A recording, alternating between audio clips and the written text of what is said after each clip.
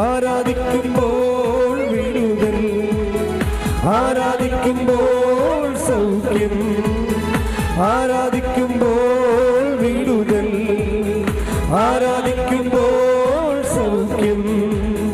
ദേഹം ദേഹി ആത്മാവിൽ സമാധാന സന്തോഷം ദാനമായി അവൻ നൽകിയിരുന്നു. ദേഹം ദേഹി ആത്മാവിൽ സമാധാന സന്തോഷം ദാനമായി അവൻ നൽകിയിരുന്നു. കൈകൾ ഉയർത്തി സ്തുതിക്കട്ടെ. ഹല്ലേലൂയ, ഹല്ലേലൂയ, ഹല്ലേലൂയ. ചോദിപ്പിനെന്നാൽ ലഭിക്കും, അന്വേഷിപ്പിൻ കണ്ടെത്തും.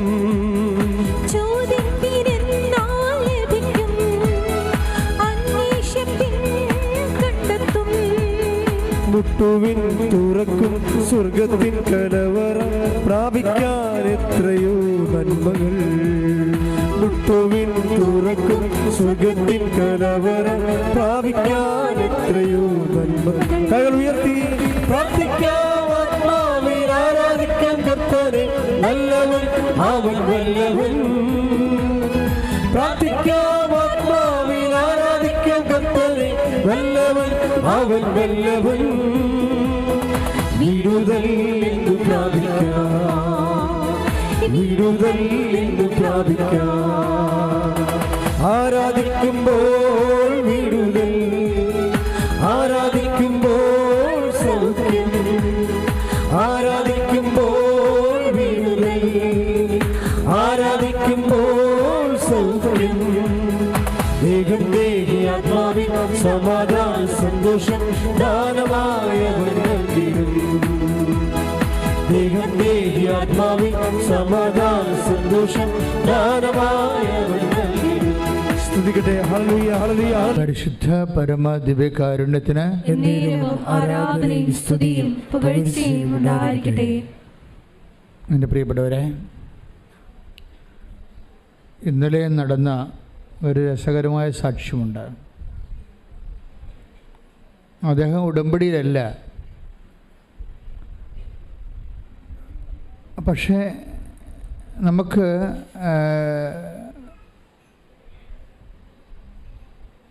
അനോണിമസായിട്ട് നമുക്ക് കവനൻ്റിലാകാൻ പറ്റും. അനോണിമസ് എന്ന് വെച്ച് കഴിഞ്ഞാൽ പ്രഖ്യാപിതമായിട്ട് പ്രകടിതമായിട്ട് അറിയപ്പെടാതെ, കവനൻ്റ് പ്രഖ്യാപിക്കാതെ തന്നെ നമുക്ക്, അങ്ങനെയാണ് എനിക്കത് മനസ്സിലായത്. പുള്ളിയുടെ പേര് രാജീവ് ശിവനന്ദൻ, കായംകുളത്ത് നിന്നുള്ള സാക്ഷിയാണ്. അദ്ദേഹം ഒരു മർച്ചൻ്റ് നേവി സെക്യൂരിറ്റി ഓഫീസറാണ്, സുരക്ഷാ വിഭാഗം തലവനാണ്. അപ്പോൾ അദ്ദേഹം പറഞ്ഞിരിക്കുന്ന കാര്യം, എനിക്ക് ക്രിസ്തുവിനെ പണ്ടേ ഇഷ്ടമാണ്, ക്രിസ്തുവിനെ എനിക്ക് പണ്ടേ ഇഷ്ടമാണ്. ആരും എന്നോട് ഇഷ്ടപ്പെടാൻ പറഞ്ഞു തന്നിട്ടില്ല. ഞാൻ കുരിശുരൂപം നോക്കിയാണ് അത് പഠിച്ചത്. കുരിശുരൂപം നോക്കുമ്പോൾ ഒരു നിഷ്കളങ്കനായ ഒരു ആൾ മനുഷ്യൻ്റെ നന്മയ്ക്ക് വേണ്ടി ഇത്രയും പീഡിപ്പിക്കപ്പെടില്ലെന്ന് ഓർക്കുമ്പോൾ എൻ്റെ മനസ്സിലൊരു സങ്കടം വരും. അന്ന് മുതൽ എനിക്ക് ക്രിസ്തുവിനെ ഞാൻ ഇഷ്ടപ്പെടാൻ തുടങ്ങി. ഞാൻ എന്നിട്ട് പുള്ളി പറയും, എനിക്ക് ചില സമയത്ത് തോന്നുന്നു, എനിക്ക് വട്ടായിട്ടൊക്കെ തോന്നും. കാര്യം ഞാൻ ക്രിസ്തുവിനോട്, എൻ്റെ മനസ്സിലുള്ള ക്രിസ്തുവിനോട് ഞാൻ എൻ്റെ കപ്പൽ യാത്രയിൽ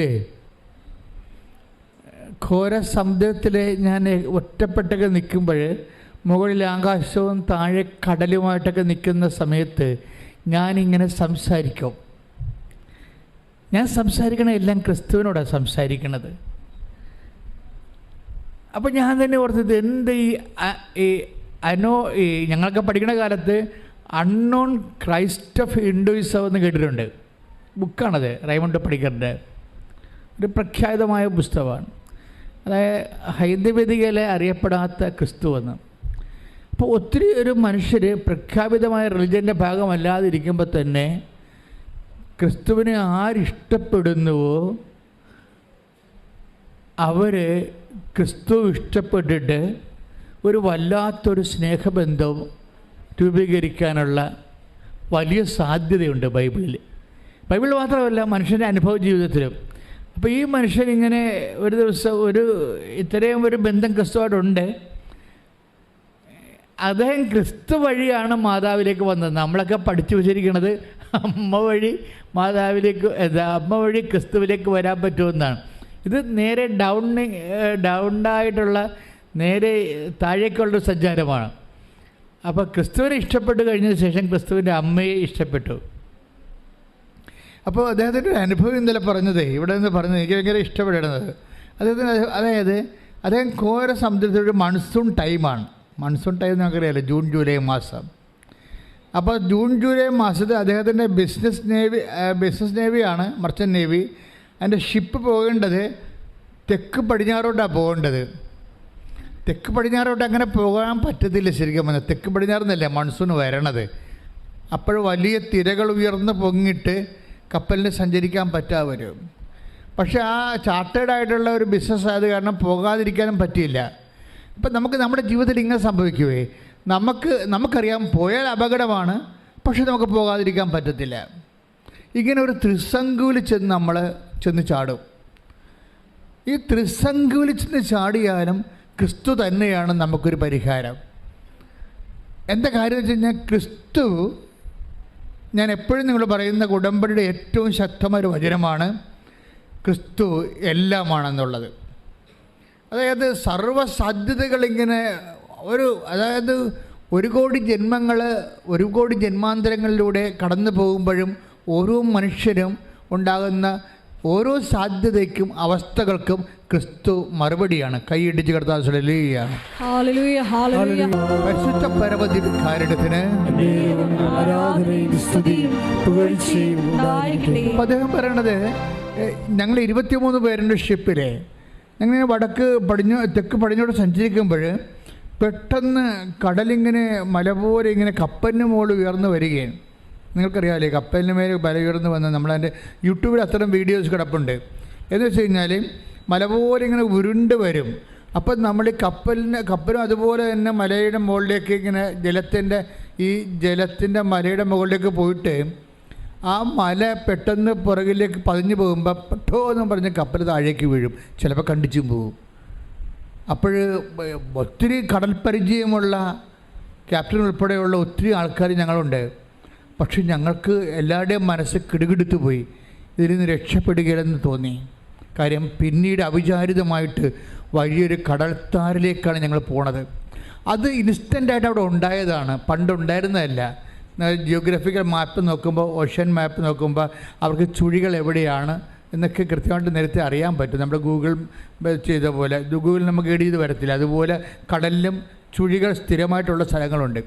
ഇത് പുതുതായിട്ട് കാറ്റ് വന്നപ്പോൾ പുതുതായിട്ട് രൂപപ്പെട്ട ചുഴിയുടെ പാതാള ചുഴിയുടെ വക്കിൽ പോയി കപ്പലെത്തും. കപ്പലെത്തിക്കഴിഞ്ഞിട്ട് പെട്ടെന്ന് കപ്പലിൻ്റെ യന്ത്രം നിന്നു പോകും. അപ്പം മനസ്സിലായി, യന്ത്രം നിന്ന് പോയാൽ പിന്നെ ചുക്കാനൊന്നും പ്രവർത്തിക്കത്തില്ല, തിര തട്ടി നശിപ്പിച്ച് എല്ലാം മുക്കിക്കളയും. അതുപോലെ തന്നെ പെട്ടെന്ന് അപ്പം ഈ മനുഷ്യൻ മാത്രം ഇങ്ങനെ പ്രാർത്ഥിച്ചുകൊണ്ടിരിക്കണം ഇതിൻ്റെ അകത്ത്, അങ്ങനെ മാത്രം പ്രാർത്ഥിച്ചുകൊണ്ടിരിക്കുകയാണ്.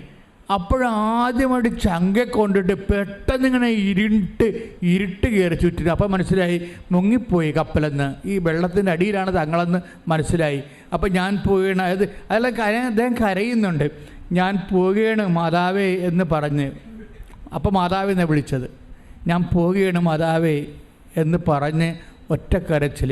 പെട്ടെന്ന് നോക്കിയപ്പോൾ എല്ലാം വെളുത്ത് നല്ല പ്രകാശത്തിൽ ഇങ്ങനെ ആകാശം കാണാൻ പറ്റി. അപ്പോൾ മനസ്സിലായി ഞങ്ങളെ മാതാവ് ചുഴിയെന്ന് കരകയറ്റിയെന്ന്. കൈയടിച്ച് കർത്താവേ. പരിശുദ്ധ പരമദിവ്യകാരുണ്യത്തിന്. അപ്പം നീ എന്ത് ചുഴിയിലായാലും മരണച്ചുഴിയിലായാലും നിനക്കൊരു സ്നേഹമുണ്ടെങ്കിൽ നീ ദൈവമായിട്ട് ഉടമ്പടിയിലാണ്. ഈ മനുഷ്യൻ അതാണല്ലോ പറയണത്, ഞാൻ ക്രിസ്തുവുമായി ആരും എന്നെ പഠിപ്പിക്കാതെ എന്നോട് പറഞ്ഞു തരാതെയും ഞാൻ സ്നേഹത്തിലായിരുന്നെന്നാണ്. അപ്പം ഞാനത് കേട്ടപ്പോൾ എൻ്റെ മനസ്സിൽ വന്ന വചനം ഏതാണെന്നറിയാവോ? ഇത് ഉടമ്പടി കാര്യം എങ്ങനെയാണ് നമ്മൾ ദൈവമായിട്ട് സ്നേഹത്തിലാകുമ്പോൾ. നിങ്ങൾക്കറിയാമല്ലോ, ഉടമ്പടി എന്ന് പറഞ്ഞൊരു സാങ്കേതിക വിഷയമല്ല, ഒരു വൈകാരികമായിട്ടുള്ള ഒരു വ്യക്തിപരമായ വിഷയമാണ്. ഉടമ്പടി എന്ന് പറഞ്ഞ ഒരു സാങ്കേതിക വിഷയമല്ല. നിങ്ങളിങ്ങനെ കുറേ നിബന്ധനകൾ പറഞ്ഞ് കുറേ നിയോഗങ്ങൾ എഴുതിയിട്ടിട്ട് അപ്പോൾ ദൈവം അതനുസരിച്ച് അതിന് ഇൻട്രാക്ട് ചെയ്യുന്ന ഒരു സാങ്കേതിക വിഷയമല്ല. മറിച്ചൊരു വൈകാരികവും വ്യക്തിപരമായ വിഷയമാണ്. അടുത്ത വൈകാരികം എന്താണെന്ന് വെച്ച് കഴിഞ്ഞാൽ നീയും നിൻ്റെ ദൈവവും തമ്മിലുള്ള സ്നേഹമാണ്. ഈശോ എന്നാ പറഞ്ഞത്? എന്നെ സ്നേഹിക്കുന്നവൻ എൻ്റെ കൽപ്പന വചനം പാലിക്കും. Take the word of God 14:23 യോഹന്നാന്റെ സുവിശേഷം. ശ്രദ്ധിക്കട്ടെ. ഹല്ലേലൂയ ഹല്ലേലൂയ ഹല്ലേലൂയ ഹല്ലേലൂയ യേശുവേ നന്ദി. ഹല്ലേലൂയ. സ്തുതി. യോഹന്നാൻ 14:23 എന്നെ സ്നേഹിക്കുന്നവൻ എൻ്റെ വചനം പാലിക്കും. പറഞ്ഞ് എന്നെ സ്നേഹിക്കുന്നവൻ എൻ്റെ വചനം പാലിക്കും. അപ്പോൾ എന്റെ പിതാവ് അവനെ സ്നേഹിക്കുകയും ഞങ്ങൾ അവന്റെ അടുത്ത് വന്ന് അവനിൽ വാസമുറപ്പിക്കുകയും ചെയ്യും. ഇതാണ് മറ്റെല്ലാ പ്രാർത്ഥനാകളിൽ നിന്ന്, പ്രാർത്ഥനാ രൂപങ്ങളിൽ നിന്ന് ഉടമ്പടിയെ വ്യത്യസ്തമാക്കുന്ന ഉടമ്പടിയുടെ തനത് പ്രാമിസ്, തനത് വാഗ്ദാനം. വേറെ ഒന്നിൻ്റെ അകത്ത് ഈ വാഗ്ദാനമില്ല. എന്താ പറയണത്? യോഹന്നാൻ 14:23 എന്താ പറയണത്? ഏറ്റു പറഞ്ഞ് എന്നെ സ്നേഹിക്കുന്നവൻ എൻ്റെ വചനം എൻ്റെ കൽപ്പന പാലിക്കും. അപ്പോൾ എൻ്റെ പിതാവ് അവനെ സ്നേഹിക്കുകയും ഞങ്ങൾ വന്ന് അവനിൽ വാസം ഉറപ്പിക്കുകയും ചെയ്യും.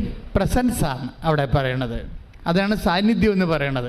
നിങ്ങൾക്ക് ദൈവസ്നേഹം കൂടിക്കഴിഞ്ഞാൽ പിന്നെ അത് ഉടനെ പെട്ടെന്ന് കൺവേർട്ട് ചെയ്ത് അത് സാന്നിധ്യമായി മാറും. ഇതിനാണ് ഈ വാഗ്ദാന പേടകം എന്ന് പറയുന്നത്. ഉടമ്പടിയിലൂടെയാണ് വാഗ്ദാന പേടകം നിലവിൽ വരണത്. അല്ല പെട്ടിടകത്ത് അപ്പവും കുറേ വചനവും ചുമന്നുകൊണ്ട് പോയ വാഗ്ദാന പേടകമാകത്തില്ല. വാഗ്ദാന പേടകം ഒരു മാനസികവും ആത്മീയവും വ്യക്തിപരവും സ്വകാര്യവും വൈകാരികവുമായ ഒരു ബന്ധമാണ്. കൈയിടിച്ച് കർത്താൻ. അതായത് ഈ ഒരു നിങ്ങൾ ഉടമ്പടിയിലായിരിക്കുന്നവർ ഈ ഒരു ബന്ധം ടാർഗറ്റ് ചെയ്യാൻ വേണ്ടി നോക്കണം. ദൈവമായിട്ട് ഒരു സ്വകാര്യ ബന്ധം, വ്യക്തിപരമായ വൈകാരികമായ ഒരു സ്നേഹോഷ്മളമായ ഒരു ഇൻറ്റിമസി കീപ്പ് ചെയ്യാൻ നോക്കണം. അത് ഈ വചനം പാലിക്കുന്നതിലൂടെയാണ് സംഭവിക്കുന്നത്. വെറുതെ ഞാൻ ദൈവത്തെ സ്നേഹിക്കുന്നു എന്ന് പറഞ്ഞാൽ അത് ഡസൻ വർക്ക്.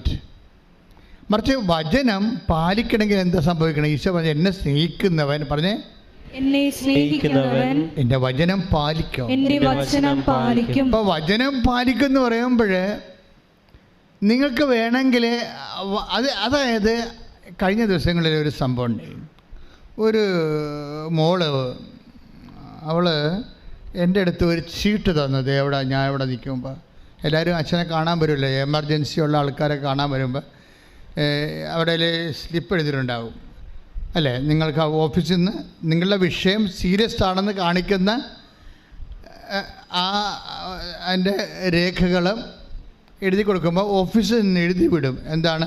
അപ്പോൾ ഞാൻ വെള്ളച്ചീട്ടിൽ എഴുതിയിരിക്കണം എന്താണെന്ന് വെച്ച് കഴിഞ്ഞാൽ എൻ്റെ മകനെ എനിക്ക് തിരിച്ചു കിട്ടണം. ഞാൻ അപ്പീലിന് പോവുകയാണ്. കീഴ്ക്കോടതിയിൽ നിന്ന് ഞാൻ തോറ്റു, അത് മേൽക്കോടതിയിലേക്ക് ഞാൻ അപ്പീലിന് പോവുകയാണ്. എൻ്റെ മകനെ എനിക്ക് തിരിച്ചു കിട്ടണം.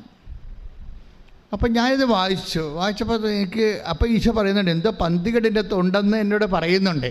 പക്ഷെ ഞാൻ ഉടനെ ചോദിച്ചില്ല. അവളുടെ ഊഴമായപ്പോൾ അവളുടെ തലയിൽ കൈവച്ചപ്പോൾ ഞാൻ ഒരു ചോദ്യം ചോദിച്ചു. എന്താ ചോദ്യം ചോദിച്ചത്? നിങ്ങൾക്ക് വേറെ ഒരു മകനുണ്ടല്ലോ എന്നാണ് ചോദിച്ചത്. അതാണ് ഞാൻ ചോദിച്ചത്. അപ്പോൾ അവൾ പറഞ്ഞു ഈ മകൻ്റെ ഇളയ മകനുണ്ട്, ഒരു അനിയനുണ്ടെന്ന് പറഞ്ഞു. അപ്പോൾ നിനക്ക് 2 മകനുണ്ടല്ലേ? ശരി, ആ 2 മകനുണ്ട്. ശരി, അപ്പോൾ നീ പിരിഞ്ഞു എന്ന് പറയുന്ന ഭർത്താവിൻ്റെ കയ്യിൽ എത്ര മക്കളുണ്ടെന്ന് ചോദിച്ചു. അപ്പോൾ പറഞ്ഞ് അയാൾക്ക് മക്കളൊന്നുമില്ല, മക്കളൊക്കെ എൻ്റെ കൂടെയാണെന്ന് പറഞ്ഞു. അപ്പോൾ ഞാൻ ചോദിച്ചു നീ ആ മനുഷ്യൻ വീണ്ടും കല്യാണം കഴിച്ചോ എന്ന് ചോദിച്ചു. അപ്പോൾ അയാൾ പറഞ്ഞു ഇല്ല, കല്യാണം കഴിച്ചതെന്ന് പറഞ്ഞു. നീ കല്യാണം കഴിച്ചോ എന്ന് ചോദിച്ചു. അപ്പോൾ ഞാൻ കല്യാണം കഴിച്ചു എന്ന് പറഞ്ഞു. ഞാൻ അമ്പടി കള്ളി എന്താ?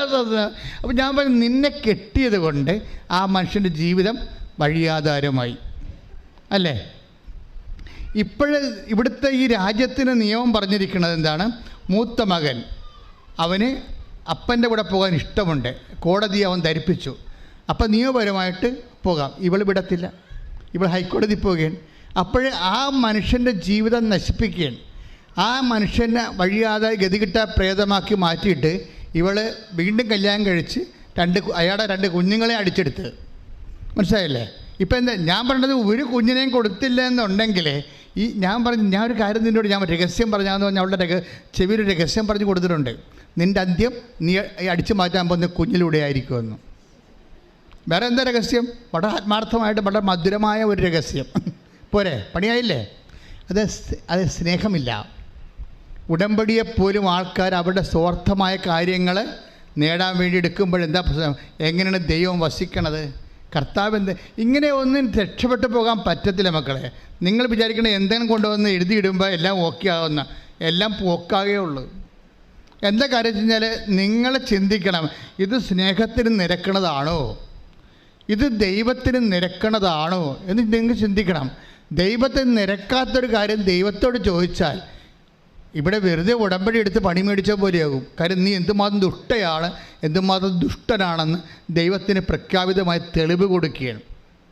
മനസ്സിലായ? എപ്പോഴും നമ്മൾ ശ്രദ്ധിക്കേണ്ട ഒരു വിഷയം എന്ന് വെച്ച് കഴിഞ്ഞാൽ ഇതിനകത്ത് വിട്ടുവീഴ്ചകൾ നമ്മൾ ചെയ്യണത് ദൈവത്തിൻ്റെ വചനത്തിൻ്റെ അടിസ്ഥാനത്തിലാണ്, നമ്മുടെ താല്പര്യത്തിൻ്റെ അടിസ്ഥാനത്തിലല്ല. അതാണ് ഈശോ പറയണത്. എന്താ ഈശോ പറഞ്ഞിരിക്കുന്നത്? എന്നെ സ്നേഹിക്കുന്നവൻ, പറഞ്ഞേ, എന്നെ സ്നേഹിക്കുന്നവൻ എൻ്റെ വചനം പാലിക്കും, എൻ്റെ വചനം പാലിക്കും. അപ്പോൾ ഞങ്ങൾ വന്ന് അവനിൽ വസിക്കും. അപ്പോൾ ഈ നമ്മൾ ദൈവത്തിൻ്റെ വചനം പാലിച്ചു കഴിയുമ്പോൾ നിങ്ങൾക്കറിയാമല്ലോ വചനത്തിൻ്റെ പ്രത്യേകത എന്താണ്? വചനത്തിൻ്റെ പ്രത്യേകത, ഞാൻ നിങ്ങളോട് പറഞ്ഞ വചനം നിമിത്തം ആ വചനം നമ്മൾ സ്വീകരിക്കണമെങ്കിൽ നമുക്ക് ചെവി ഉണ്ടായിട്ട് കാര്യമില്ല. ചെവി ഉണ്ടായാൽ കേൾക്കാം, ആർക്ക് വേണമെങ്കിലും വചനം കേൾക്കാം. വചനം കേൾക്കുന്നതും വചനം സ്വീകരിക്കുന്നതും 2 കാര്യമാണ്. വചനം ആർക്ക് വേണമെങ്കിലും കേൾക്കാം. വചനം കേൾക്കണമെങ്കിൽ ഈ ഓഡിയോ അപ്പാരറ്റസ് കൃത്യമായിട്ട് വർക്ക് ചെയ്താൽ മതി. നമുക്ക് വചനം കേൾക്കാൻ പറ്റും. പക്ഷേ അത് ഡസൻ വർക്ക് ഇറ്റ്. പിന്നെ എന്താ ചെയ്യണത്?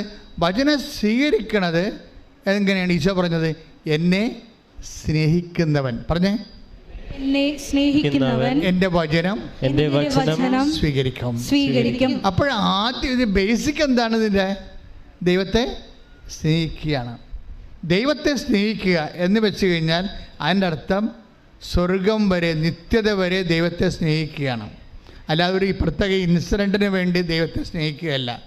നിങ്ങൾ പലപ്പോഴും ചെയ്യുന്നത് IELTS പാസ്സാകാൻ വേണ്ടി ദൈവത്തെ സ്നേഹിക്കും, കാനഡയിൽ പോകാൻ വേണ്ടി ദൈവത്തെ സ്നേഹിക്കും, PR കിട്ടാൻ വേണ്ടി ദൈവത്തെ സ്നേഹിക്കും, മക്കളുണ്ടെങ്കിൽ മക്കൾക്ക് കിട്ടാൻ വേണ്ടി ദൈവത്തെ സ്നേഹിക്കും, കടയിൽ ആൾക്കാർ വരുന്നില്ലെങ്കിൽ, കസ്റ്റമേഴ്സ് ഇല്ലെങ്കിൽ കസ്റ്റമേഴ്സ് കിട്ടാൻ വേണ്ടി ദൈവത്തെ സ്നേഹിക്കും. ഇങ്ങനെ കസ്റ്റമറി ആയിട്ടുള്ള ഒരു സ്നേഹമില്ല. ദൈവത്തെ സ്നേഹിക്കുക എന്ന് വെച്ച് കഴിഞ്ഞാൽ നിങ്ങളുടെ അപ്പനെ സ്നേഹിക്കണ പോലെ അല്ല. അപ്പൻ കുറച്ച് കഴിയുമ്പോൾ ചത്തുപോകും.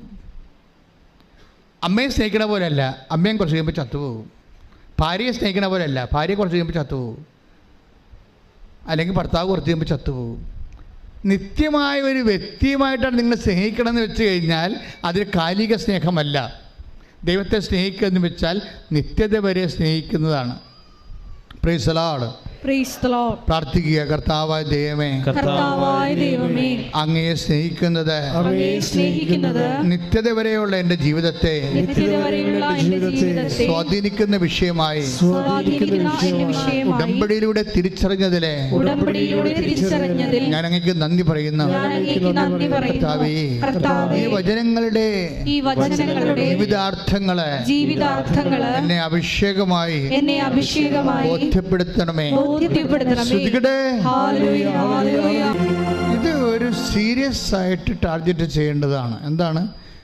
നിങ്ങളെപ്പോഴും പത്രം കൊടുത്ത് പ്രേക്ഷിത പ്രവർത്തനം ചെയ്യുന്നു, എന്തോ ഒരു വലിയ ആത്മാക്കളെ വീണ്ടെടുക്കുകയും ദൈവത്തിൻ്റെ സ്നേഹം കൈമാറുകയും മറ്റുള്ളവർ ദൈവത്തിൻ്റെ സ്നേഹം അനുഭവിക്കാൻ അവസരമൊരുക്കുകയും ചെയ്യുന്ന അപ്പോസ്തലികമായ വലിയ ദൈവിക ശുശ്രൂഷയാണ് നമ്മൾ ഈ പത്രം കൊടുക്കുന്നതിലൂടെ നമ്മൾ നേടുന്നത്.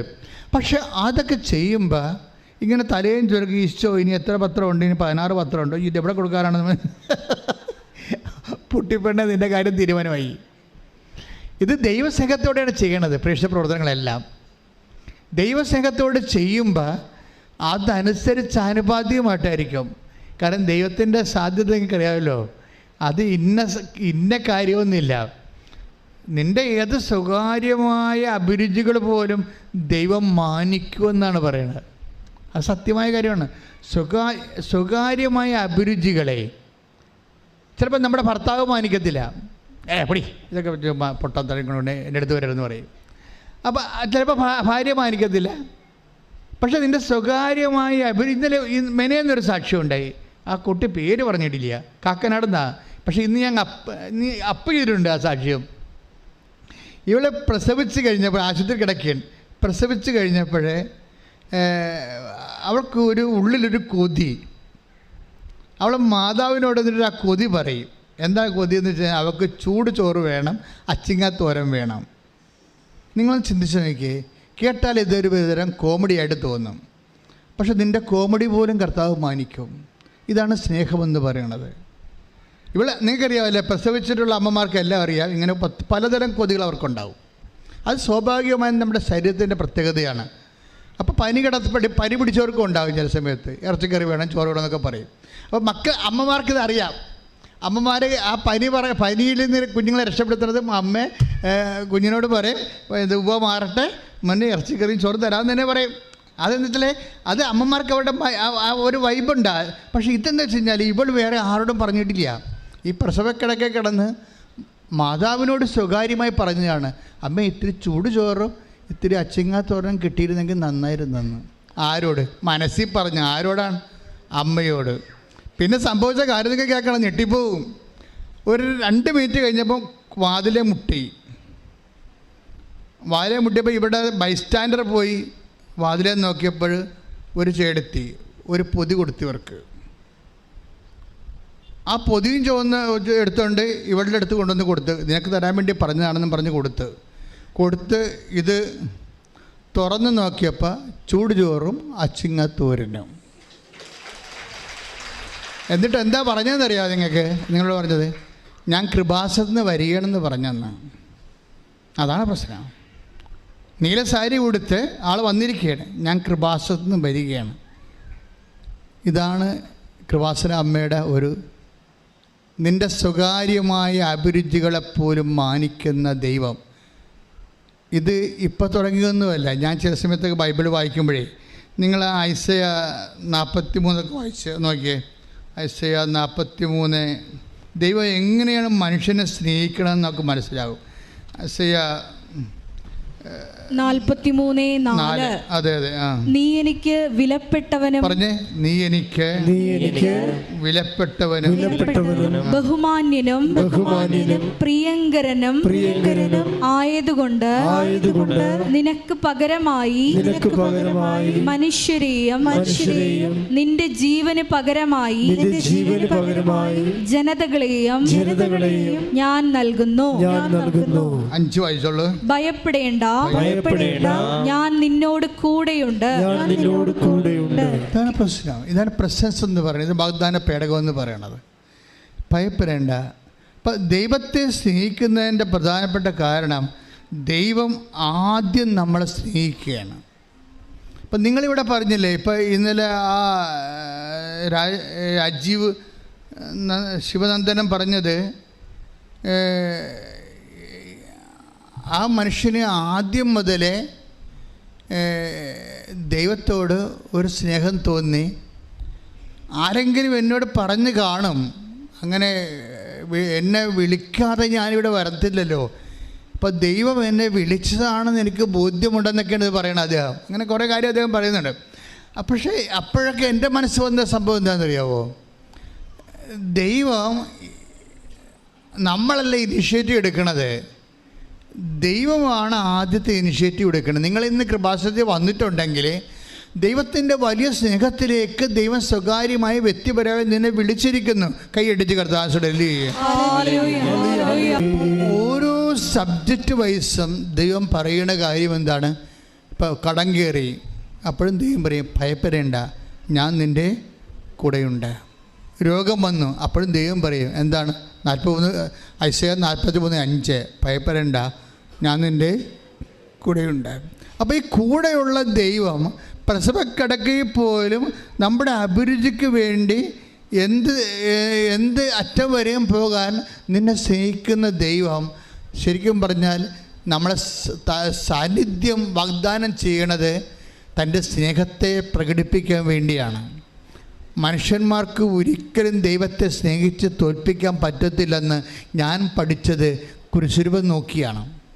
ഞാൻ കുരിശുരൂപം നോക്കുമ്പോഴൊക്കെ എപ്പോഴും ഈശോട് പറയുന്നൊരു കാര്യമുണ്ട്, നിന്നെ തോൽപ്പിക്കാൻ പറ്റത്തില്ലെന്ന് എനിക്കറിയാവുന്ന. ഈ കിടപ്പ് കണ്ടാൽ നമുക്കറിയാൻ പറ്റില്ല, ഇങ്ങനെ നമുക്ക് തിരിച്ച് സ്നേഹിക്കാൻ പറ്റുമോ?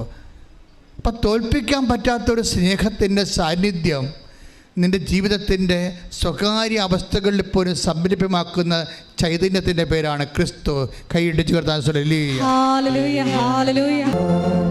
ബിജോ കീശേരി എന്ന് പറഞ്ഞൊരു മകൻ ഇന്നലെ കഴിഞ്ഞ ദിവസങ്ങളിൽ സാക്ഷ്യം പറഞ്ഞു. അത് എൻ്റെ മനസ്സിനെ സ്പർശിക്കുന്ന സാക്ഷ്യങ്ങളാണ് ഞാൻ നിങ്ങളോട് പറയേണ്ടത്.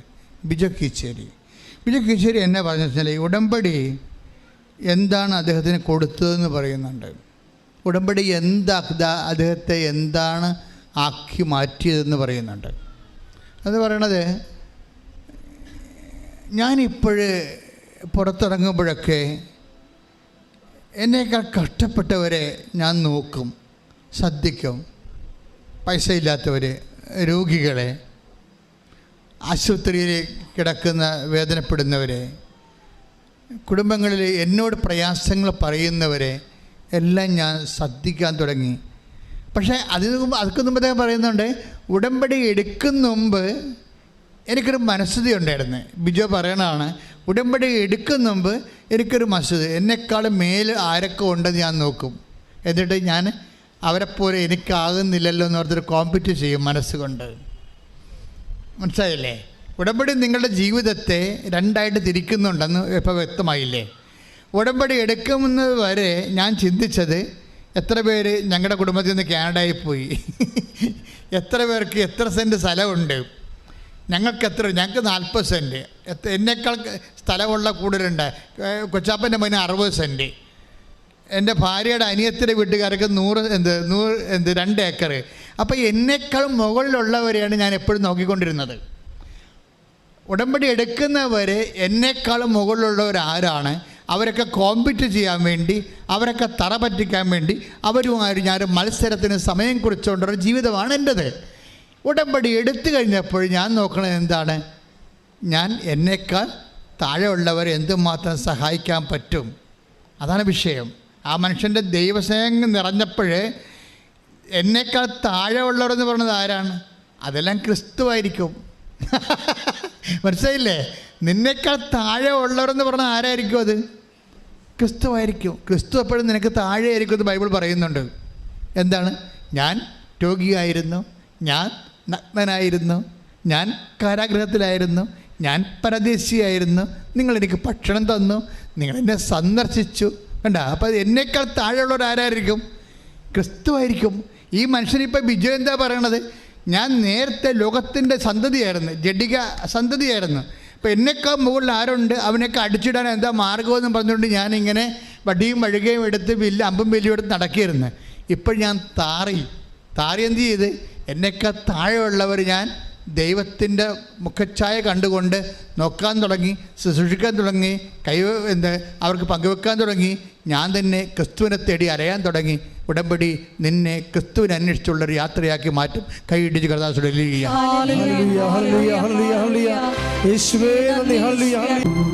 അപ്പോൾ എൻ്റെ മക്കള്, നിങ്ങൾ ഇപ്പോഴത്തെ ഈ സമീപന രീതി ഒന്ന് ചേഞ്ച് ചെയ്യണത് നല്ലതാണ്. എന്താ വെച്ച് കഴിഞ്ഞാൽ, നിങ്ങൾ ഇപ്പോൾ ഒരു ഉടമ്പടി ചെയ്തതിന് ശേഷം, നിങ്ങൾ ഉടമ്പടി ചെയ്യുന്നതിന് മുമ്പ് ഒരു ജഡിക സന്തതിയാണെങ്കിൽ, അതുപോലെ തന്നെ ജോലി, വീട്, വിവാഹം, അങ്ങനെ ഓരോ കാര്യത്തിലാണ് നമ്മൾ ഉടമ്പടി ചെയ്യണത്. അത് തീർച്ചയായിട്ടും നടക്കും, അതല്ല പ്രശ്നം. നിങ്ങൾ അതിൽ മാത്രം ലിമിറ്റ് ചെയ്യുന്നു എന്നുള്ളതാണ് പ്രശ്നം. നമ്മുടെ ഉടമ്പടിയെ ഒരു പരീക്ഷ പാസ്സാകുന്നതും ഒരു ഇൻ്റർവ്യൂവും ഒരു സ്ഥലം വെക്കുന്നതുമായിട്ടുള്ള വിഷയമായിട്ട് ഉടമ്പടിയെ ലിമിറ്റ് ചെയ്യാം. ഉടമ്പടി അതിനുവേണ്ടി മാത്രമാണ് സ്ഥാപിച്ചതല്ല. ഉടമ്പടി എന്തിന് സ്ഥാപിച്ചതാണ്? ദൈവത്തിന് നമ്മുടെ കൂടെ കൂട്ടുവസിപ്പിന് വേണ്ടി സ്ഥാപിച്ചതാണ്. അതാണ് പറഞ്ഞത്. അതാണ് 14:23 നമ്മൾ വായിച്ചത് യോഹന്നാൻ്റെ സുവിശേഷം. എന്താണ്? നിങ്ങൾ എൻ്റെ ഉടമ്പടി പാലിക്കുകയും വചനം പാലിക്കുകയും അപ്പോൾ ഞങ്ങൾ വന്ന് നിങ്ങളിൽ വാസം ഉറപ്പിക്കുകയും ചെയ്യും. അപ്പോൾ കൂട്ടുവസിപ്പിന് വേണ്ടിയാണ്. ഈ കൂട്ടുവസിപ്പ് നടക്കുമ്പോഴാണ് ഈ 43:5 വർക്കൗട്ട് ചെയ്യണത് ഐസയാ. ഇപ്പം 43 യോഹന്നാൻ്റെ സുവിശേഷത്തിൻ്റെ 14 അതുപോലെ തന്നെ 23 നിങ്ങൾ എൻ്റെ വചനം കേൾക്കുകയും പറഞ്ഞേ, നിങ്ങൾ എൻ്റെ വചനം കേൾക്കുകയും നിങ്ങൾ എന്നെ സ്നേഹിക്കുകയും എൻ്റെ വചനം പാലിക്കുകയും ചെയ്യുമ്പോൾ പിതാവ് നിങ്ങളെ സ്നേഹിക്കുകയും ഞങ്ങൾ വന്ന് നിങ്ങളിൽ വാസമുറപ്പിക്കുകയും ചെയ്യും. വാസമുറപ്പിക്കുക എന്നുള്ള വിഷയത്തിനാണ് ഉടമ്പടി ദൈവിക പ്രാധാന്യം കൊടുക്കുന്നത്. അതിൻ്റെ അൾട്ടിമേറ്റ് എയിം അതാണ്, ആത്യന്തികമായ ലക്ഷ്യം അതാണ്. നമ്മളതിനെ വളരെ ചെറിയ ഒരു മിനിമം പ്രോഗ്രാമായിട്ട് വീട് കിട്ടിയില്ലല്ലോ, ജോലി കിട്ടിയില്ലല്ലോ, ലൈഫ് മിഷൻ്റെ ലോൺ കിട്ടിയില്ലല്ലോ, ഇങ്ങനെയൊക്കെ കൊച്ചു കൊച്ചു കാര്യങ്ങൾ പറഞ്ഞ് ദൈവത്തിനെ നാണം കെടുത്തുന്ന കുട്ടി മനുഷ്യരായിട്ട് മാറും. മനുഷ്യരാണ്, പക്ഷെ കുട്ടി മനുഷ്യരാണ്. എന്ന് വെച്ച് കഴിഞ്ഞാൽ കുഞ്ഞു കാര്യങ്ങൾക്കിടെ തമ്പുരാനായിട്ട് ദൈവത്തെ ഇങ്ങനെ റെഡ്യൂസ് ചെയ്യും. അപ്പം അങ്ങനെ ഒരു ഉടമ്പടി വരണ്ടു പോകാൻ സാധ്യതയുണ്ട്. ഇവിടെ ഉടമ്പടിക്ക് വലിയ ലക്ഷ്യങ്ങളാണ് ഉള്ളത്. വലിയ ലക്ഷ്യങ്ങളെന്ന് വെച്ച് കഴിഞ്ഞാൽ ഇപ്പം നിങ്ങൾ പറഞ്ഞ നിങ്ങൾ പറഞ്ഞ ഈ 43:5 എന്താണ്? ഭയപ്പെടേണ്ട, ഞാൻ നിൻ്റെ കൂടെയുണ്ട് എന്ന് പറഞ്ഞത് എങ്ങനെയാണ് കൂടെ ഉണ്ടാകണത്? ആ വാഗ്ദാനത്തിൻ്റെ അടിസ്ഥാനം എന്താണ്? അതിൻ്റെ പ്രീ റിക്വസ്റ്റ് എന്താണ്? അതിൻ്റെ മുന്നാവശ്യം എന്താണ്? നമ്മുടെ ദൈവം നമ്മുടെ കൂടെ ഉണ്ടാകണമെങ്കിൽ എന്ത് ചെയ്യണം? നിങ്ങൾ എൻ്റെ, അതായത് ഐസയ 43:5 വർക്കൗട്ട് ചെയ്യണം. എന്താണ്? ഭയപ്പെടേണ്ട, ഞാൻ നിൻ്റെ കൂടെയുണ്ട്. അങ്ങനെ കൂടെ ഉണ്ടാകണമെങ്കിൽ എന്ത് ചെയ്യണം? യോഹന്നാൻ 14:23 വർക്കൗട്ട് ചെയ്യണം. എന്താണ്? നിങ്ങൾ എന്നെ സ്നേഹിക്കുകയും എൻ്റെ വചനം നിങ്ങൾ പാലിക്കുകയും ചെയ്യുമ്പോൾ ഞങ്ങൾ വന്ന് നിങ്ങളിൽ വാസം ഉറപ്പിക്കും. Praise the Lord. ഈ വാസം ഉറപ്പിക്കുന്നതിൻ്റെ ഭാഗമായിട്ടാണ് നിനക്ക് ഇഷ്ടമുള്ളത് ചോദിക്കാമെന്ന് പറയണത് അല്ലേ? 15:7 വായിച്ച് ശ്രുതികട. ഹല്ലേലൂയ ഹല്ലേലൂയ ഹല്ലേലൂയ ഹല്ലേലൂയ ഹല്ലേലൂയ യേശുവേ നന്ദി. ഹല്ലേലൂയ ഹല്ലേലൂയ ഹല്ലേലൂയ. 15:7 നിങ്ങൾ എന്നിൽ വസിക്കുകയും പറഞ്ഞേ. കണ്ടാ നോക്കിയേ. അപ്പോൾ ഇതിൻ്റെ കണക്ഷൻ വരണം കണ്ടില്ലേ? യോഹന്നാൻ 15:7 എന്താ? വായിച്ചോളൂ. നിങ്ങൾ എന്നിൽ വസിക്കുകയും എന്റെ വാക്കുകൾ നിങ്ങളിൽ നിലനിൽക്കുകയും ചെയ്യുന്നെങ്കിൽ ഇഷ്ടമുള്ളത് ചോദിച്ചു കൊള്ളുക, നിങ്ങൾക്ക് ലഭിക്കും. അപ്പൊ അതിൻ്റെ അകത്ത് നിങ്ങൾ പറഞ്ഞ 6 കാര്യങ്ങളല്ല, ഇഷ്ടമുള്ളതാണ്. 60 കാര്യങ്ങളാണ്. അതാണ് ഇഷ്ടമുള്ളതെന്നാണ് പറയണത്. നിങ്ങളുടെ അഭിരുചി എന്താണ്? ഇപ്പം അതുകൊണ്ടല്ലേ എനിക്ക് ചൂടുചോറും എന്താ വേണം, അച്ചിങ്ങത്തോറും വേണമെന്ന് പറയാം. എന്താ അത് നമുക്ക് തോന്നുമ്പോൾ കോമഡിയായിട്ട് തോന്നും, പക്ഷെ അവർക്കത് കോമഡിയല്ല, അവർക്കത് കിട്ടിയില്ലെങ്കിൽ ട്രാജഡിയാണ്. അതാണ് സംഭവം. അപ്പം നമ്മുടെ മൈന്യൂട്ട് വികാരങ്ങളെ എന്തുമാത്രം മാനിക്കണ ദൈവം. ദൈവത്തിൻ്റെ ഈ മാനിപ്പിനെക്കുറിച്ചാണ് നമ്മൾ നീ എനിക്ക് ബഹുമാന്യനാണ്, പ്രിയങ്കരനാണ്, നിനക്ക് പകരം ഞാൻ ജനതകളെ കൊടുക്കുമെന്ന് പറയുമ്പോഴേ നിനക്ക് പകരം ജനതകളെ മാത്രമല്ലല്ലോ കൊടുത്തത്, പിന്നെ എന്താണ്? 3:16 വായിച്ച് യോഹന്നാന്റെ സുവിശേഷം. ശ്രുതികട്ടെ. ഹല്ലേലൂയ ഹല്ലേലൂയ ഹല്ലേലൂയ ഹല്ലേലൂയ ഹല്ലേലൂയ യേശുവേ നന്ദി. ഹല്ലേലൂയ ഹല്ലേലൂയ. യോഹന്നാൻ 3:16 എന്തെന്നാൽ അവനിൽ വിശ്വസിക്കുന്ന ഏവനും നശിച്ചു പോകാതെ നിത്യജീവൻ പ്രാപിക്കുന്നതിന് വേണ്ടി തന്റെ ഏകജാതനെ നൽകാൻ തക്കവിധം ദൈവം ലോകത്തെ അത്രമാത്രം സ്നേഹിച്ചു. അപ്പൊ എപ്പോഴും വിഷയം എന്ന് വെച്ചാൽ ആ യോഹന്നാൻ, അതായത് ഇപ്പം നമ്മൾ നേരത്തെ കണ്ട വചനം 15:7 അല്ലേ? 15:7 എന്താ പറയണത്?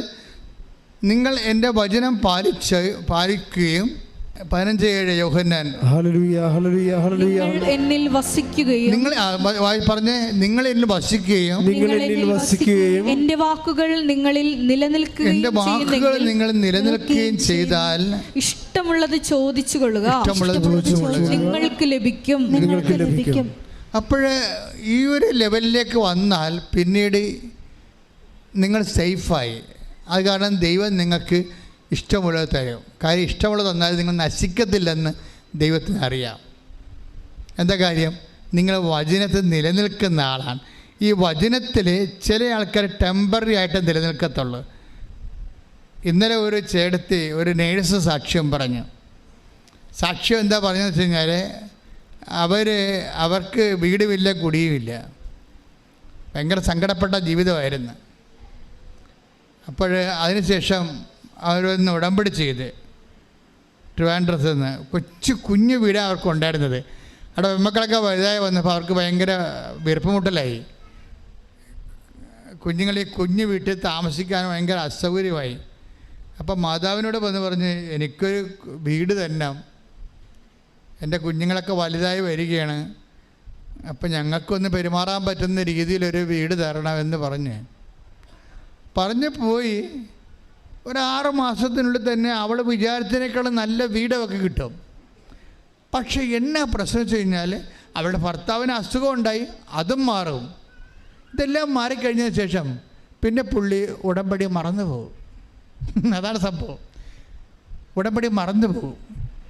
പിന്നെ എന്നാ പറ്റുക വെച്ചാൽ ഉടമ്പടി മറന്നു പോയാൽ എന്നാ പറ്റും? പ്രൊട്ടക്ഷൻ പോകും ഉടനെ. കാരണം ഉടമ്പടി എന്ന് പറഞ്ഞൊരു സംരക്ഷണമാണല്ലോ. ഭയപ്പെടേണ്ട, ഞാൻ നിൻ്റെ കൂടെ ഉണ്ടെന്ന്. ഇപ്പോൾ ദൈവം കൂടെ ഭയപ്പെടേണ്ട എന്ന് പറഞ്ഞാൽ ഇപ്പോൾ ഐസയായിൽ നമ്മൾ വായിച്ചത് 43:5 എന്താണ്? ഭയപ്പെടേണ്ട, ഞാൻ നിൻ്റെ കൂടെയുണ്ട്. അപ്പം കൂടെ ഇല്ലെങ്കിൽ എന്താ സംഭവം? ഭയപ്പെടേണ്ടി വരും. മനസ്സിലായില്ലേ? ആ വചനം തിരിച്ചിടുമ്പോൾ നിങ്ങൾ ഉടമ്പടിയിലല്ല എന്നുണ്ടെങ്കിൽ ദൈവം നിങ്ങളുടെ കൂടെയല്ല. കൂടെ അല്ലെങ്കിൽ പിന്നെ എല്ലാത്തിനും ഭയപ്പെടേണ്ടി വരും. ഇവർ വിചാരിച്ച് ഈ അനുഗ്രഹത്തിൻ്റെ ഹണിമൂണൊക്കെ കഴിഞ്ഞപ്പോഴേ ദൈവത്തെ മറന്നു കളഞ്ഞവർ. അപ്പോൾ പിന്നെ ഓരോ രോഗങ്ങളും അപകടങ്ങളും അസ്വസ്ഥതകളും എല്ലാം വരിഞ്ഞു കയറി, വഴിയെ പോകണമെല്ലാം വരിഞ്ഞു കയറി വിരുന്ന് വരാൻ തുടങ്ങി. അങ്ങനെ വന്നപ്പോൾ ഇവർക്കൊരു ബോധമുണ്ടായി. പിന്നെ ഭർത്താവിനോട് പറഞ്ഞത്, പിന്നെ നമുക്കൊന്ന് പോയി, നമുക്ക് ഇത്രയും അനുഗ്രഹം നമുക്ക് കിട്ടിയില്ലേ, ഇപ്പം നമ്മൾ ഉടമ്പടിയും ഇല്ല, പ്രാർത്ഥനയൊന്നും ഇല്ലല്ലോ, ഇപ്പം നമ്മുടെ ഈ കുടുംബത്തിലാണെങ്കിൽ പഴയ അവസ്ഥയിലായിട്ട് തിരിച്ച് വരണില്ലേ, അപ്പം അതുകൊണ്ട് നമുക്ക് പോയി സാക്ഷ്യം പറയാമെന്ന് പറഞ്ഞു. അങ്ങനെ ഇവിടെ വന്ന് സാക്ഷ്യം പറഞ്ഞ് അധികം പറഞ്ഞില്ലേ, ഒരു 3/4 മണിക്കൂറോളം പറയാനുള്ള കാര്യങ്ങൾ എണ്ണി അവർ പറയുകയാണ്. നേഴ്സാണ് ട്രിവാൻഡ്രത്ത്. അതായത് എണ്ണി പറയുകയാണ്. അപ്പോൾ ഇത്രയും കാലം ദൈവത്തെ മഹത്വപ്പെടുത്താതെ അവരെ ആ കാര്യം കണ്ടതിന് ശേഷം യൂസ് ആൻഡ് ത്രോ, ദൈവത്തെ നമ്മൾ കപ്പലണ്ടിയുടെ തൊണ്ടാക്കി മാറ്റും. നമ്മളതിൻ്റെ തൊണ്ട്, അനുഗ്രഹത്തിൻ്റെ കാമ്പെടുത്ത് കഴിച്ചിട്ട് തൊണ്ട് വലിച്ചെറിയണ പോലെ അങ്ങനെ കുറേ നെറുകെട്ട ജാതികളുണ്ട്. നിങ്ങൾക്ക് ഓടരുത് അവറാച്ച പണി വരുന്നുണ്ട്. അതായത് എന്താ സംഭവം എന്ന് വെച്ച് കഴിഞ്ഞാൽ നിങ്ങളറിയാമല്ലോ, ഇത് ദൈവത്തോടെ കളിക്കണത്. അതായത് ഒരു മിനിമം സത്യസന്ധത പോലും ഇല്ലെങ്കിൽ, ഒരു മിനിമം മനസ്സാക്ഷി ഇല്ലെങ്കിൽ നിങ്ങൾ ഇതെല്ലാം വിളക്കാൻ തേക്കണ പാണ്ടാവും. അപ്പം അതുകൊണ്ട് അഭ്യാസം കാണിക്കാതെ മര്യാദയ്ക്ക് ദൈവദർശനെ വന്ന് സാക്ഷ്യം പറഞ്ഞുകൊണ്ട് ദൈവത്തെ മഹത്വപ്പെടുത്തിക്കൊണ്ട് റോമാ 4:20 അനുസരിച്ചുകൊണ്ട് വിശ്വാസത്തെ വളരാൻ നോക്കണം, ശക്തിപ്പെടാൻ നോക്കണം. കാര്യം വിശ്വാസത്തിൽ ഒരു കാലത്ത് വിശ്വാസം ഉണ്ടായി, അതുകൊണ്ട് കുറേ വല വീശി കുറേ മീൻ പിടിച്ചു ഭക്ഷണം കഴിച്ചൊന്നും അതൊരു കാര്യമില്ല. ദൈവത്തിൻ്റെ ഉദ്ദേശം അതല്ല. റോമാ 4:20 വായിച്ച് ശ്രദ്ധിക്കട്ടെ. ഹല്ലേലൂയ ഹല്ലേലൂയ ഹല്ലേലൂയ ഹല്ലേലൂയ യേശുവേ നന്ദി. ഹല്ലേലൂയ ഹല്ലേലൂയ ഹല്ലേലൂയ ആരാധന. റോമാ 4:20 വിശ്വാസമില്ലാത്തവനെ പോലെ ദൈവത്തിന്റെ വാഗ്ദാനത്തിനെതിരായി അവൻ ചിന്തിച്ചില്ല, മറിച്ച് ദൈവത്തെ മഹത്വപ്പെടുത്തിക്കൊണ്ട് അവൻ വിശ്വാസത്താൽ ശക്തി പ്രാപിച്ചു. അപ്പൊ ദൈവത്തെ മഹത്വപ്പെടുത്തണത് ഇപ്പൊ ആൾക്കാരുടെ സ്വഭാവം അറിയാമല്ലോ. ഇവിടെ വന്ന് 10 മിനിറ്റ് പറയണതല്ല, ജനം വാ പൊളിക്കണത് കൃപാസനം മാതാവിൻ്റെ ലൂടെ ഈശോ ലോകത്ത് പ്രവർത്തിക്കുന്ന കാര്യങ്ങൾ പറയാനാണ് ആൾക്കാർ വാ പൊളിക്കണത്. എവിടെ ചെന്നാലും മാതാവിനെക്കുറിച്ച് ആൾക്കാർ സംസാരിച്ചിരിക്കുന്നത് കാണാം. അതെന്താ? ദൈവത്തെ അവർ മഹത്വപ്പെടുത്തുകയാണ്. അവർക്ക് കിട്ടിയ അനുഭവങ്ങൾ പങ്കുവെച്ച് കൊടുത്തുകൊണ്ട് അവർക്ക് കിട്ടിയ വെളിച്ചം പകർന്ന് കൊടുത്ത് ഇരുട്ടിനെ അടിച്ച് മാറ്റിക്കൊണ്ടിരിക്കുകയാണ്. എന്ന് വെച്ചാൽ അതാണ് ദൈവത്തെ മഹത്വപ്പെടുത്തുക. അപ്പം നമ്മൾ പറയുമ്പോൾ ചെവിയോട് ചെവിയോരം പറയുമ്പോൾ എന്താ സംഭവിക്കണത്? റോമൻ 4:20 സംഭവിക്കും. എന്താണ്?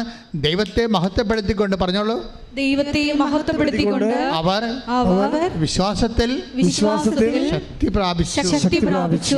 നിങ്ങൾക്കൊരു അനുഗ്രഹം കിട്ടിക്കഴിഞ്ഞാൽ അത് കൈമാറ്റത്തിനുള്ളതാണ്. അതുകൊണ്ട് ദൈവം മഹത്വപ്പെടേണ്ടതാണ്. മഹത്വപ്പെട്ട് കഴിഞ്ഞാൽ എന്ത് പറ്റും? നിങ്ങളുടെ വിശ്വാസം നിങ്ങളെ ശക്തി പ്രാപിക്കും.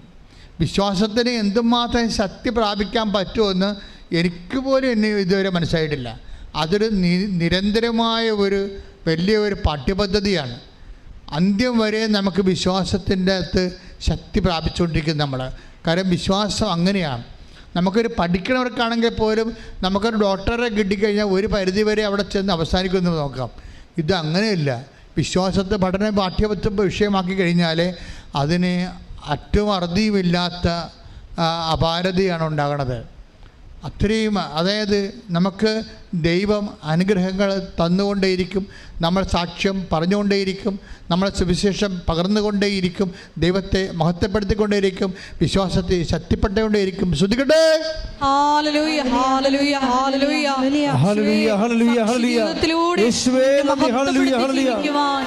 ആരാധനയിലൂടെ ഞങ്ങളെ ഓരോരുത്തരെയും അഭിഷേകം ചെയ്യണമേ. ഹല്ലേലൂയ. മഹത്വം, മഹത്വം, ആരാധന, ആരാധന. വിശ്വാസത്തിനാൽ നീതിമാൻ ജീവിക്കും. വിശ്വാസിയെ പതറാതെ, വിശ്വാസിയെ പതറാതെ. വിശ്വാസത്തിനാൽ നീതിമാൻ ജീവിക്കും.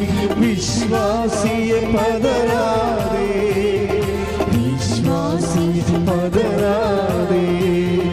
വിശ്വാസിയെ പതറാതെ, വിശ്വാസിയെ പതറാതെ.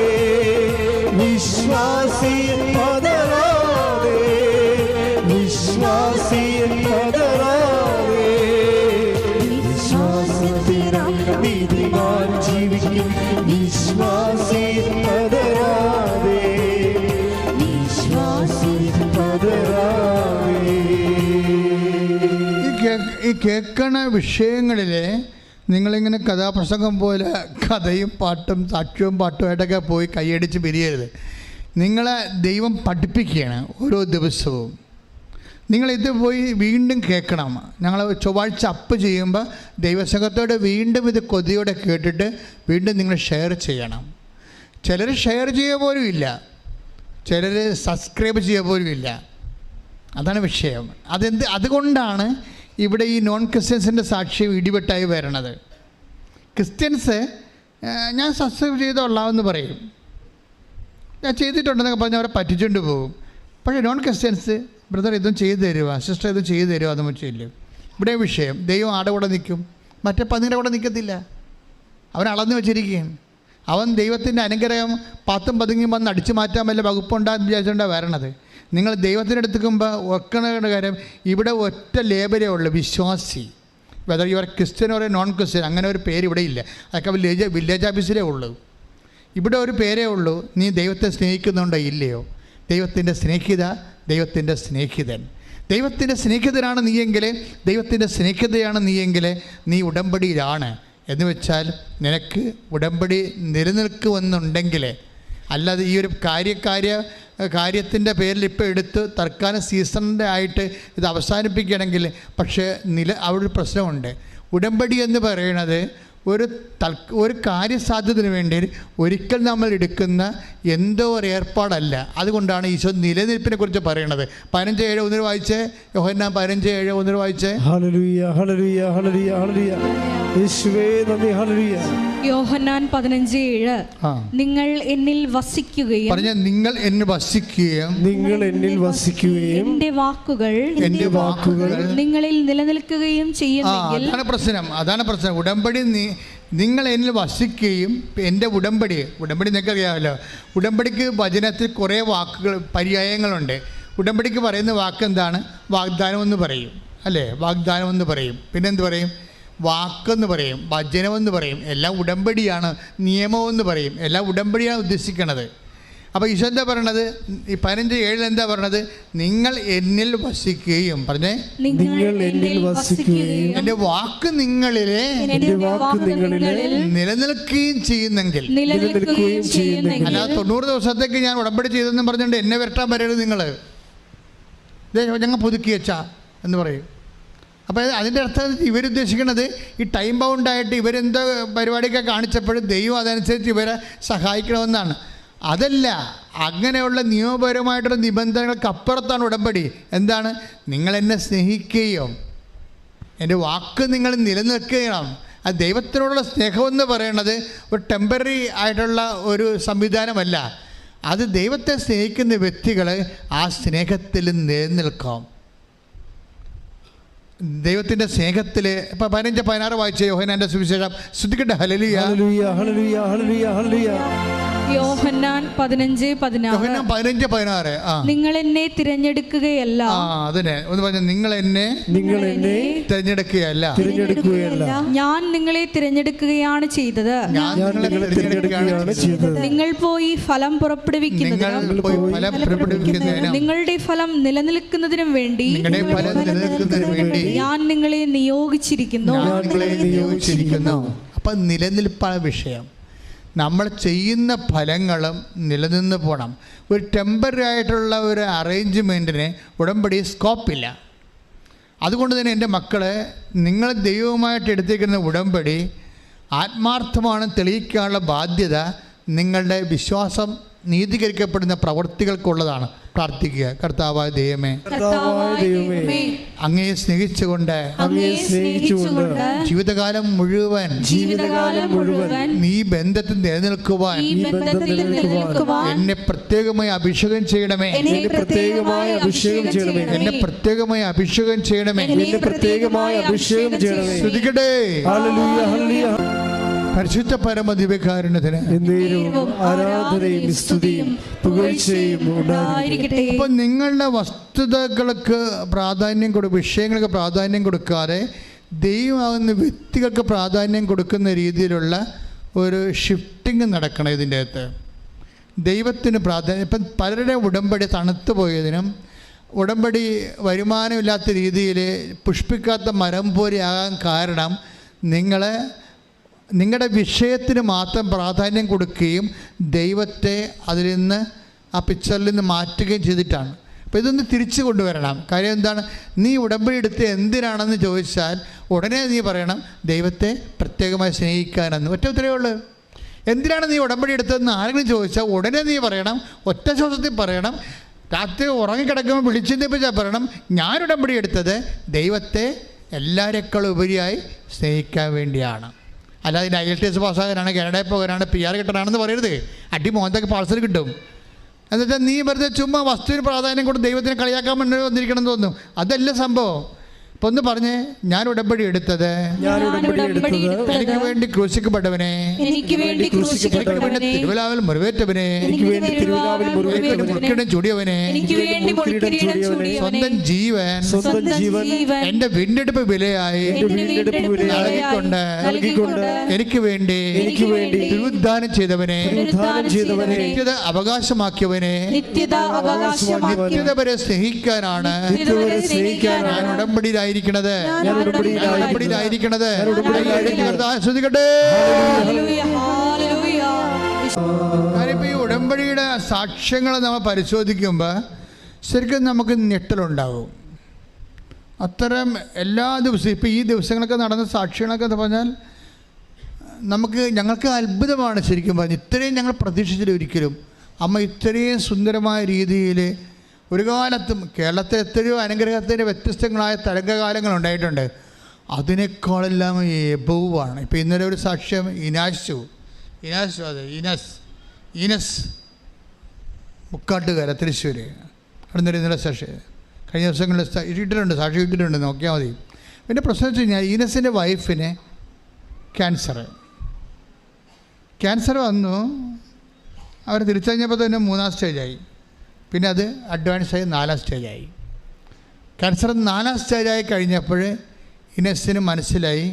ഡോക്ടർ പറഞ്ഞു കീമോ കൊടുത്തിട്ട് ആൾ കരിഞ്ഞ് വരണ്ട് ആന്തരിക അവയവങ്ങളൊക്കെ പൊള്ളി പോകണമെന്നല്ലാതെ ഇനി ഇങ്ങനെ പതുക്കെ പതുക്കെ കീമോ കൊടുത്തും വിശ്രമിച്ചുമൊക്കെ പോകാനേ പറ്റത്തുള്ളൂ.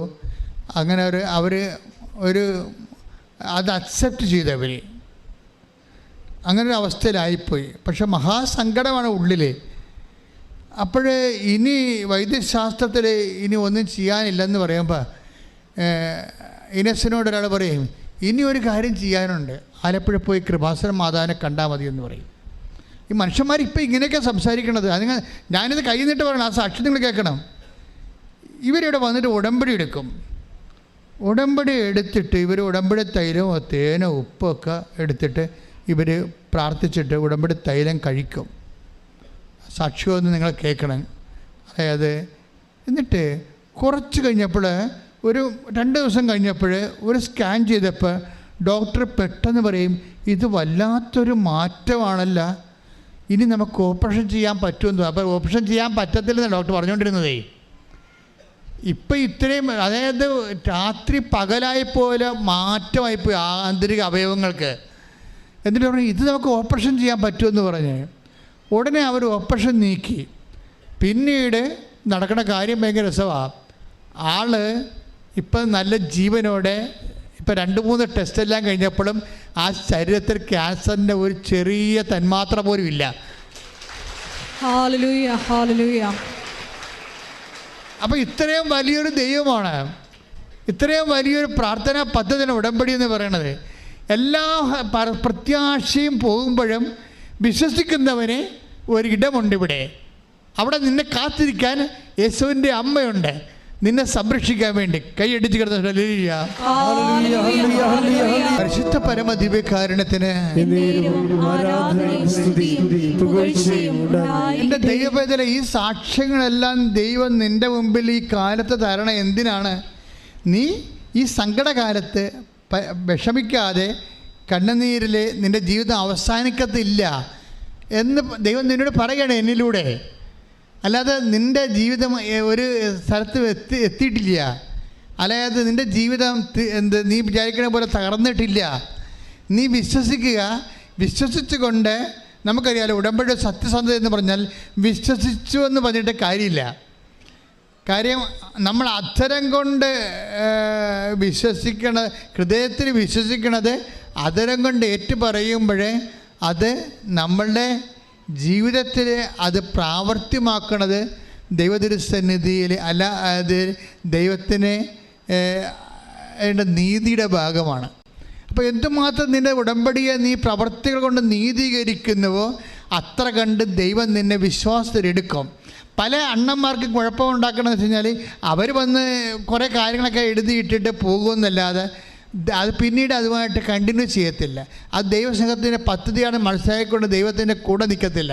അവരിപ്പോഴും അവിടെ ഫ്രണ്ട്സിൻ്റെ കൂടെയും നാട്ടുകാരുടെ കൂടെയും വീട്ടുകാരുടെ കൂടെയും ക്ലബിൻ്റെ കൂടെയും പാർട്ടിയുടെ കൂടെയൊക്കെ നടക്കുകയാണ്. പക്ഷേ നിങ്ങൾ ദൈവത്തിൻ്റെ കൂടെ മാത്രം നടക്കാൻ പറ്റിയ ഒരു കാലഘട്ടത്തിലേക്ക് ദൈവം നിങ്ങളെ തിരിച്ചു കൊണ്ടുവന്നിരിക്കണം. ദൈവപൈതലെ you must know by no means. നീ അതറിയാതെ മാർഗമില്ല. കാര്യം ഇത് ദൈവത്തിൻ്റെ കാലമാണ്. അല്ല ഇനി നിൻ്റെ എല്ലാം മടക്കി വെച്ചിട്ട് നിൻ്റെ ബന്ധം സ്വന്തം കാര്യങ്ങളെല്ലാം കുറച്ച് നേരം അതിനെല്ലാം ഒരു സൊല്ല് കൊടുത്തിട്ട് നീ ദൈവത്തിലേക്ക് മടങ്ങി വരണം. അല്ല കൂട്ടുകാർ പറയണം, വീട്ടുകാർ പറയണം, നാട്ടുകാർ പറയണം എന്നൊക്കെ കേട്ടിട്ട് ഓരോ മനുഷ്യന്മാർ തുള്ളിയൊരു കാലം ഉണ്ടായി തുള്ളി നിമിടം വരെ വിറവാദം പിടിച്ച് കിടക്കുകയാണ്. ഇനി തിരിച്ച് നീ വരണം. നിനക്ക് ദൈവം മാത്രമേ ഉള്ളൂ, ആർക്കും നിന്നെ രക്ഷിക്കാൻ പറ്റത്തില്ല. ദൈവത്തെ മാത്രം രക്ഷിക്കാൻ പറ്റത്തുള്ളൂ എങ്കിൽ അത് ഉടമ്പടിയിലൂടെയാണ് നടക്കണമെന്നുണ്ടെങ്കിൽ ഉടമ്പടി അർഹിക്കുന്ന അവകാശപ്പെടുന്ന ദൈവത്തിൻ്റെ സ്നേഹത്തെ അത് പ്രവർത്തകരുടെ പ്രകടമായിക്കൊണ്ട് സുവിശേഷ സാക്ഷിയായിക്കൊണ്ട് ദൈവ പൈതൃക ഉയരാൻ വേണ്ടി നീ പ്രാർത്ഥിക്കട്ടെ. ശ്രുതിക്കട്ടെ. ഹല്ലേലൂയ. പരിശുദ്ധ പരമ ദിവ്യകാരുണ്യത്തിന് എപ്പോഴും നമ്മൾ ശ്രദ്ധിക്കേണ്ടത് ഉടമ്പടിയിൽ എപ്പോഴും ഐ വിൽ ഡു എന്ന് പറഞ്ഞ ഒത്തിരിയേറെ വാഗ്ദാനങ്ങളുണ്ടാകും. ഉടമ്പടി എല്ലാം അടിസ്ഥാനപ്പെട്ടിരിക്കുന്ന വാഗ്ദാനം. നിങ്ങളുടെ പല കാര്യങ്ങളും നിങ്ങൾക്ക് സ്വപ്നം കാണാൻ പോലും പറ്റാത്ത കാര്യങ്ങൾ എന്തുകൊണ്ടാണ് നിവൃത്തിയാക്കണത്? അതിനെക്കുറിച്ച് കറസ്പോണ്ടിങ് പ്രോമിസസ് ഉള്ളത് കൊണ്ടാണ്. ഉടമ്പടിയും എന്ന് പറയുന്ന വാഗ്ദാനം തന്നെയാണ് ദൈവത്തിൻ്റെ. 8856 വാഗ്ദാനങ്ങൾ ദൈവം തന്നിട്ടുണ്ട്. അതിനകത്ത് ഇനി വരാൻ പോണ കാലത്തുള്ള ജീവിതത്തിൻ്റെ ആവശ്യങ്ങൾ വരെ ഉൾപ്പെട്ടുകൊണ്ടാണ് ആ വാഗ്ദാനം മുന്നോട്ട് പോണത്. അതറിയണമെങ്കിൽ സങ്കീർത്തനം 105:8 വായിച്ച് ശ്രുതികട്ടെ. ഹല്ലേലൂയ ഹല്ലേലൂയ ഹല്ലേലൂയ ഹല്ലേലൂയ ഹല്ലേലൂയ. യേശുവേ നന്ദി, യേശുവേ സ്തുതി. സങ്കീർത്തനം 105:8-9. അവിടുന്ന് തന്റെ ഉടമ്പടി എന്നേക്കും അനുസ്മരിക്കും. ഒന്ന് പറഞ്ഞേ, അവിടുന്ന് തന്റെ ഉടമ്പടി എന്നേക്കും അനുസ്മരിക്കുന്നു. തന്റെ വാഗ്ദാനം തലമുറകൾ വരെ ഓർമ്മിക്കും. അപ്പൊ ഈ ഉടമ്പടി എന്ന് പറയുന്നത് തന്നെ വാഗ്ദാനമാണ്. അതിന്റെ അടുത്ത അടിയിലുള്ള 9 വായിച്ചേ. അബ്രാഹത്തോട് ചെയ്ത ഉടമ്പടി.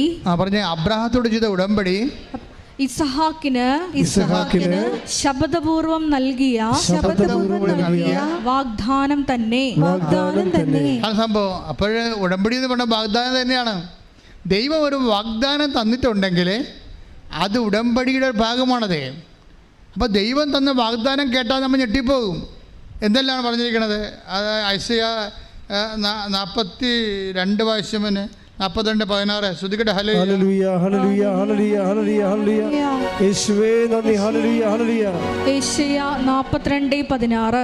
യേശയ്യാ 42:16.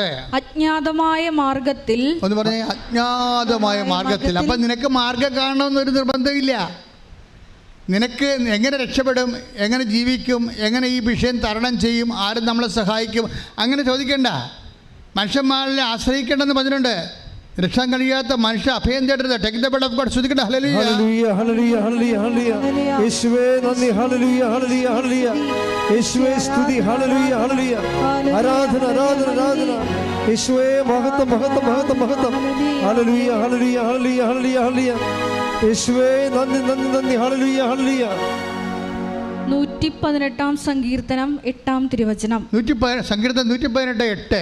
മനുഷ്യനിൽ ആശ്രയിക്കുന്നതിനേക്കാൾ നല്ലത് കർത്താവിൽ അഭയം തേടുന്നത് നല്ലത്. പ്രഭുക്കന്മാരിൽ ആശ്രയിക്കുന്നതിനേക്കാൾ കർത്താവിൽ അഭയം തേടുന്നത് നല്ലത്. പ്രഭുക്കന്മാരുണ്ടാവും, പാർട്ടിക്കാരുണ്ടാവും, പള്ളിക്കാരുണ്ടാവും, നാട്ടുകാരുണ്ടാവും, ബന്ധുക്കളുണ്ടാവും, സ്വന്തപ്പെട്ടവരുണ്ടാവും, അളിയന്മാരുണ്ടാവും. ഈ അണ്ണന്മാരിൽ ആശ്രയിക്കുന്നതിനേക്കാൾ എന്താ എഴുതിയിരിക്കണത്? പ്രഭുക്കന്മാർ ആശ്രയിക്കുന്നതിനേക്കാൾ. വായിച്ചോളൂ. കർത്താവിൽ ആശ്രയിക്കുന്നതാണ് നല്ലത്. അപ്പോൾ പ്രഭുക്കന്മാർ ഒന്ന് പറഞ്ഞേ. പ്രഭുക്കന്മാരിൽ ആശ്രയിക്കുന്നതിനേക്കാൾ കർത്താവിൽ ആശ്രയിക്കുന്നതാണ് നല്ലത്. അപ്പൊ നിങ്ങൾ ഈ മനുഷ്യന്മാരിലുള്ള ആശ്രയം കുറച്ച് കൊണ്ടുവരണം. എന്നിട്ട് എന്ത് ചെയ്യണം? ദൈവത്തിൽ ആശ്രയിച്ചുകൊണ്ടിരിക്കണം. പ്രേക്ഷിത വേലയായാലും ശരി, അതുപോലെ തന്നെ ഉപവി പ്രവർത്തനങ്ങളായാലും ശരി, ആതുര സേവനങ്ങളായാലും ശരി, ദൈവത്തിൽ ആശ്രയിക്കുന്നതിൻ്റെ ഒരു ആവിഷ്കാരങ്ങളാണതെല്ലാം. അതപ്പോൾ ദൈവത്തിൽ നിങ്ങളുടെ ഉടമ്പടി സത്യസന്ധമാണെന്ന് തോന്നും. അങ്ങനെ വന്നാൽ നിങ്ങൾ ചിന്തിക്കാത്തതുകൊണ്ട് വാഗ്ദാനമാണെന്ന് നമ്മൾ കണ്ടില്ലേ. അതായത് സങ്കീർത്തനം 105:8-9 എന്താ പറയണത്? ഉടമ്പടി തന്നെയാണ് വാഗ്ദാനം. വാഗ്ദാനം എന്ന് പറയുന്നത് എന്താണ്? I will lead the blind by a road they do not know. അന്ധന്മാരെ വാഗ്ദാനത്തിലുള്ളതാണ്. അന്ധന്മാരെ ഞാൻ എന്ത് ചെയ്യും? അതായത് I will lead the blind by a road they do not know. അവർക്ക് അജ്ഞാതമായ വഴികളിലൂടെ ഞാൻ അന്ധന്മാരെ നയിക്കും. ഒന്ന് ചിന്തിച്ച് നോക്കിയേ. നിങ്ങളൊന്ന് കണ്ണടച്ചിരുന്നാൽ നോക്കിയാൽ മനസ്സിലാവും. നിങ്ങൾക്ക് കണ്ണടച്ച് നടക്കാൻ പറ്റും നമുക്ക്. അപ്പം അന്ധന്മാരാണെന്ന് വിചാരിച്ചോ? എന്നുവെച്ചാൽ നമ്മളൊക്കെ എങ്ങനെ ജീവിക്കും, ഏത് ജോലി ചെയ്യും, എപ്പോൾ കല്യാണം കഴിക്കാൻ പറ്റും, കുഞ്ഞുങ്ങളുണ്ടാകുമോ, ജോലി കിട്ടുമോ, നമ്മുടെ കടകൾ എങ്ങനെ പരിഹരിക്കും, ഈ രോഗം എങ്ങനെ സുഖപ്പെടും എന്ന് നമുക്കറിയാൻ പാടില്ലാതിരിക്കുന്ന സമയമാണ് അന്ധത എന്ന് പറയുന്നത്. അതാണ് അന്ധത എന്ന് പറയുന്നത്. അപ്പം അങ്ങനെ നിനക്ക് നിൻ്റെ ജീവിതത്തെക്കുറിച്ചും ജീവിതത്തിൽ എങ്ങനെ രക്ഷപ്പെടുന്നതിനെക്കുറിച്ച് you have no idea. Then you are a blind person. Blind പേഴ്സണിനുള്ള പ്രോമിസ് എന്താണ്? I will lead the blind. എവിടെയാണത്? നിനക്ക് അജ്ഞാതമായ വഴികളിലൂടെ, നീ ഇന്നുവരെ ചിന്തിക്കാത്തത്, ആലോചിക്കാത്തത്, നിൻ്റെ ബുദ്ധി കൊണ്ട് കണ്ടുപിടിക്കാത്ത പോം വഴികളിലൂടെ കർത്താവ് നിന്നെ കൈപിടിച്ച് നടത്തും. കൈയിടിച്ച് കർത്താവ് കൈകൾ നെഞ്ചത്തിപ്പിച്ചുകൊണ്ട് കണ്ണുകൾ അടച്ചുകൊണ്ട് ദൈവസ്നേഹത്തെ അനുഭവിക്കുന്ന സമയമാണ്. കർത്താവേ, അങ്ങയുടെ മക്കൾ അങ്ങയുടെ വചനങ്ങൾ അവർക്ക് നൽകി. അഥവാ ഈശോ പറയുന്ന പോലെ ഞാൻ പറയാൻ ശ്രമിക്കുന്ന അങ്ങ് എനിക്ക് തന്ന വചനം ഞാൻ അവർക്ക് നൽകി. കർത്താവെ, അവരെ സത്യത്താൽ അങ്ങ് വിശുദ്ധീകരിക്കണമേ. ഈശോയെപ്പോലെ ഞാൻ പ്രാർത്ഥിക്കുന്നു, അങ്ങ് സത്യത്താൽ അങ്ങ് അവരെ സംരക്ഷിക്കണമേ. കർത്താവെ, ഇപ്പം കണ്ണുനീരോടെ പ്രാർത്ഥിക്കുന്ന, ഇപ്പോഴും ഓൺലൈനിൽ പ്രാർത്ഥിക്കുന്നവരുണ്ട്, ഇവിടെ തീർത്ഥാടനത്തിൽ പ്രാർത്ഥിക്കുന്നവരുണ്ട്. കർത്താവ്, ഉടമ്പടി എടുത്തിട്ട് കർത്താവ് ഈ നിമിഷം നീ വരും, അടുത്ത നിമിഷം വരുമെന്ന് നിന്നെ കാത്തിരുന്ന് കണ്ണ് നൊന്ത് പ്രാർത്ഥിക്കുന്നവരുണ്ട്.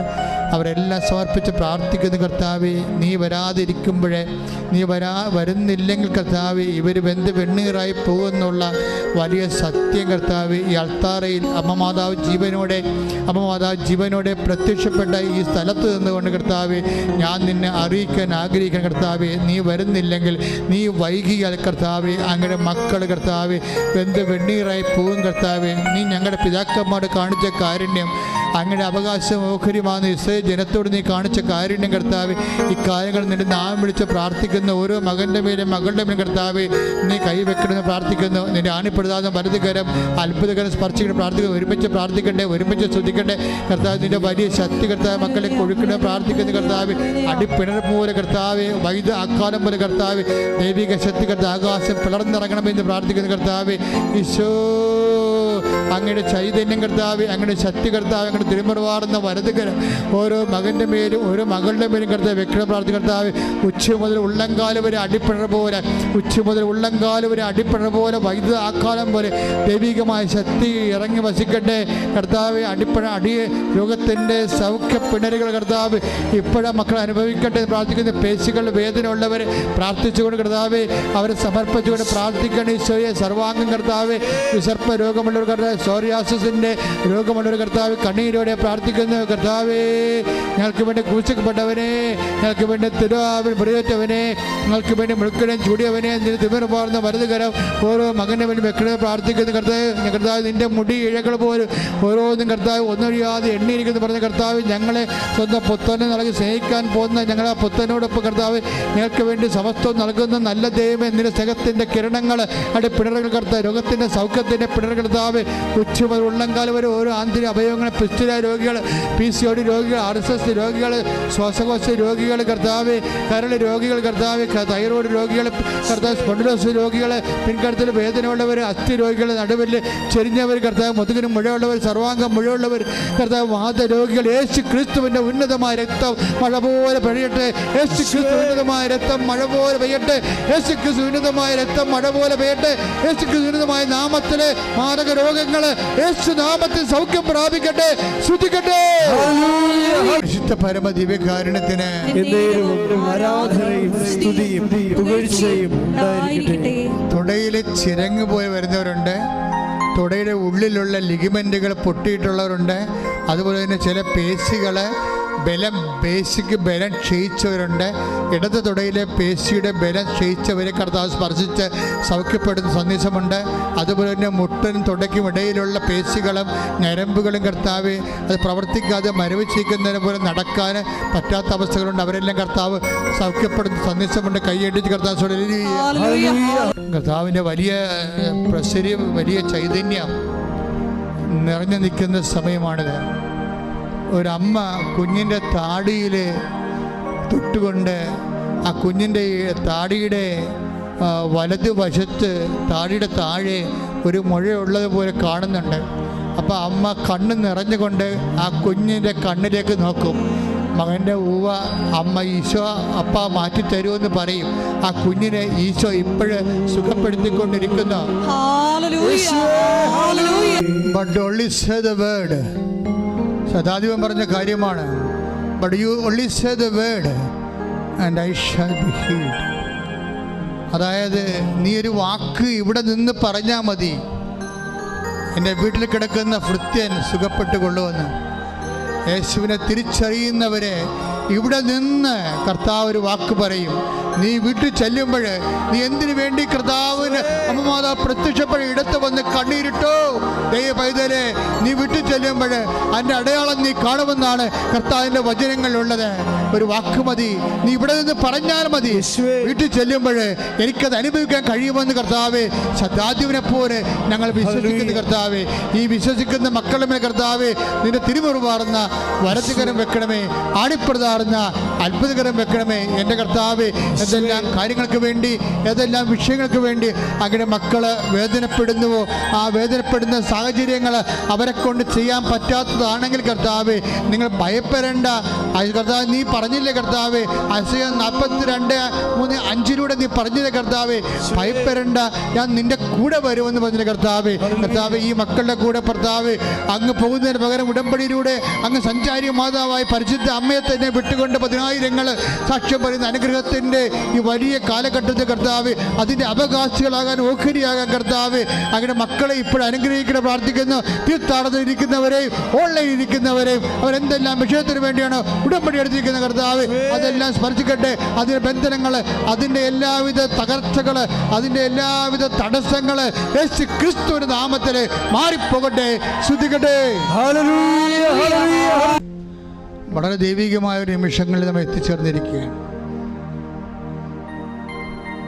നിങ്ങളുടെ ജീവിതത്തിൻ്റെ ഓരോ വിഷയങ്ങളെയാണ് അൾത്താരയിൽ അവർക്ക് വീഞ്ഞില്ല എന്ന് പറഞ്ഞുകൊണ്ട് നമ്മുടെ എല്ലാ ഇല്ലായ്മകളും പരിശുദ്ധ അമ്മയുടെ കപ്പാസിറ്റിയിലും കഴിവിലും യോഗ്യതയിലും ആരാധന തിരുസന്നിധി ജീവനോടെ പ്രത്യക്ഷപ്പെട്ട പരിശുദ്ധ അമ്മയുടെ മാധ്യസ്ഥത്തിലെ നിൻ്റെ ഉടമ്പടി സങ്കടങ്ങളെ വെച്ചുകൊണ്ടിരിക്കുന്ന സമർപ്പിക്കുന്ന വലിയ സമയമാണ്.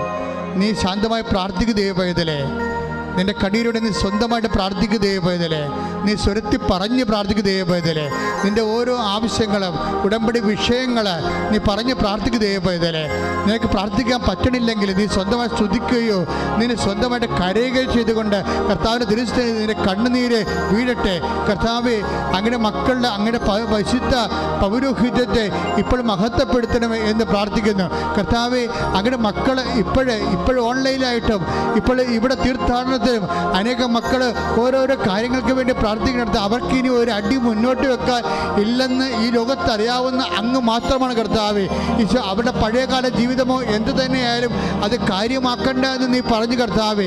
കർത്താവ് ഐസയ്യാ 43:18 നീ പറഞ്ഞു, പഴയ കാര്യങ്ങൾ നീ കാര്യമാക്കണ്ട, ഇതൊരു പുതിയ കാര്യം ചെയ്യണമെന്ന് പറഞ്ഞത് കർത്താവേ. അതുപോലെ കർത്താവേ, പുതിയ കാര്യമായി ആ ജനതകളുടെ പാപങ്ങൾ, ജനതകളുടെ പഴയത്തിലുള്ള നന്ദിക്കേടുകൾ, അവരുടെ തരത്തിലുള്ള അലംഭാവങ്ങൾ ഒന്നുമേ കണക്കിലെടുക്കാതെ ഈ കാലത്ത് കർത്താവേ എല്ലാം മായ്ച്ച് നിന്റെ വിശുദ്ധമായ രക്തത്താൽ ഞങ്ങളുടെ പാപം പോലും മായ്ച്ചു കളഞ്ഞുകൊണ്ട് ഞങ്ങളെ വീണ്ടെടുത്ത് വിശുദ്ധീകരിച്ച് സ്വന്തമാക്കി ഞങ്ങളുടെ തന്നെ പൊന്നുതമ്പുരാനെ നിന്റെ കൃപയാൽ അങ്ങനെ മക്കളുടെ കണ്ണുനീരിൻ്റെ കാരണങ്ങളെ ഏറ്റെടുത്തുകൊണ്ട് അവരെ ആശീർവദിക്കണം പ്രാർത്ഥിക്കുന്നു. കർത്താവേ, സ്വർഗം തുറക്കണമേ കർത്താവേ, സ്വർഗം തുറക്കണമേ കർത്താവ്. ദിവ്യകൃപാനയുടെ ശക്തി, ദൈവിക കൃപയായി ഓരോ മകൻ്റെ മേലെ, ശരീരത്തിൻ്റെ മേലെ, ജീവിതത്തിൻ്റെ മേലെ, കുടുംബത്തിൻ്റെ മേലെ, ജീവിതത്തിൻ്റെ വഴികളിലെ മേലെ, തടസ്സങ്ങളുടെ മേലെല്ലാം കർത്താവ് രക്തം പടരട്ടെ. എല്ലാ മാരക തടസ്സങ്ങൾ, ജീവിത ദുരിതങ്ങൾ, ജീവിത തടസ്സങ്ങൾ യേശു ക്രിസ്തുവിന്റെ നാമത്തിൽ മാറിപ്പോകട്ടെ. ശ്രദ്ധിക്കട്ടെ.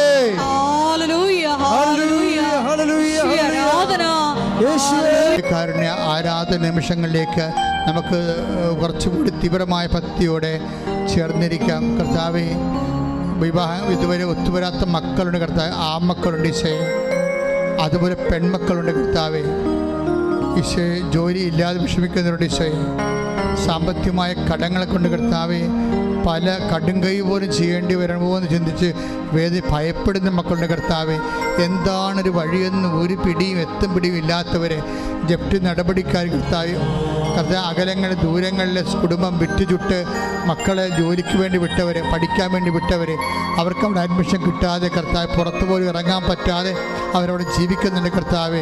ഈശോ, ഇൻ്റർവ്യൂവിന് ചെയ്യുന്ന ഓരോ ഇൻ്റർവ്യൂവും തോറ്റുപോവുകയും ചെയ്യുന്ന ഓരോ ഇൻ്റർവ്യൂ പണം നഷ്ടപ്പെടുകയും അവർക്ക് ഭക്ഷണത്തിലുള്ള പണം അങ്ങോട്ട് അയച്ചു കൊടുക്കുകയും ചെയ്യുന്ന അവസ്ഥയിൽ കടക്കാരെ കൊണ്ട് മാറാതെ കർത്താവ് എവിടെയെങ്കിലും പോയി ഒളിക്കാൻ വേണ്ടി തോന്നി നാണം കെട്ട് കർത്താവ്, ഈ ജീവിതത്തിൽ എന്നെപ്പോലെ നാണം കെട്ടവരാരുമില്ല, ഇതുപോലെ ഒരു അവസ്ഥ ഞാൻ വന്ന് പെട്ടല്ലോ എന്ന് ഓർത്തുകൊണ്ട് കർത്താവെ കണ്ണീരോടെ അങ്ങയെ അവസാനത്തെ അഭയം പോലെ അങ്ങേ അഭയം പ്രാപിക്കുന്ന മക്കളെ കർത്താവെ, ഇവിടെ നടന്നിട്ടുള്ള 10,000-കണക്കിന് ആരാധന, ഇവിടെ പ്രത്യക്ഷപ്പെട്ട അമ്മയുടെ പ്രത്യക്ഷങ്ങളുടെ ശക്തിയാൽ, ഇവിടെ അമ്മയുടെ പ്രത്യക്ഷത്തിൻ്റെ ശക്തിയാൽ ഇവിടെ നടന്നിട്ടുള്ള 10,000-കണക്കിന് ആരാധന, ആ ആരാധന പങ്കെടുത്ത മക്കൾ നടത്തിയിട്ടുള്ള ഓരോ തരത്തിലുള്ള സൽപ്രവൃത്തികൾ, വീണ്ടെടുപ്പ് പ്രവൃത്തികൾ, അതുപോലെ തന്നെ കൃപാപര പ്രവൃത്തികൾ, അതുപോലെ തന്നെ പ്രേക്ഷിത പ്രവർത്തനങ്ങൾ, അതുപോലെ തന്നെ സുവിശേഷ പ്രവർത്തനങ്ങൾ, എല്ലാ പ്രവർത്തന അടിസ്ഥാനത്തിലും മാർഗ തടസ്സങ്ങൾ, തീരാ ദുരിതങ്ങൾ, ഇന്ന് വരെ ഉടമ്പടി എടുത്തിട്ടുള്ള, ഇന്ന് കണ്ണീരോടെ പ്രാർത്ഥിക്കുന്ന എല്ലാ തടസ്സങ്ങളും, എല്ലാ രോഗങ്ങളും യേശു ക്രിസ്തുവിന്റെ നാമത്തിൽ മാറിപ്പോകട്ടെ. ഹല്ലേലൂയ, ഹല്ലേലൂയ, യേശുവേ നന്ദി, ഹല്ലേലൂയ, ആരാധന, ഹല്ലേലൂയ, മഹത്വം, മഹത്വം,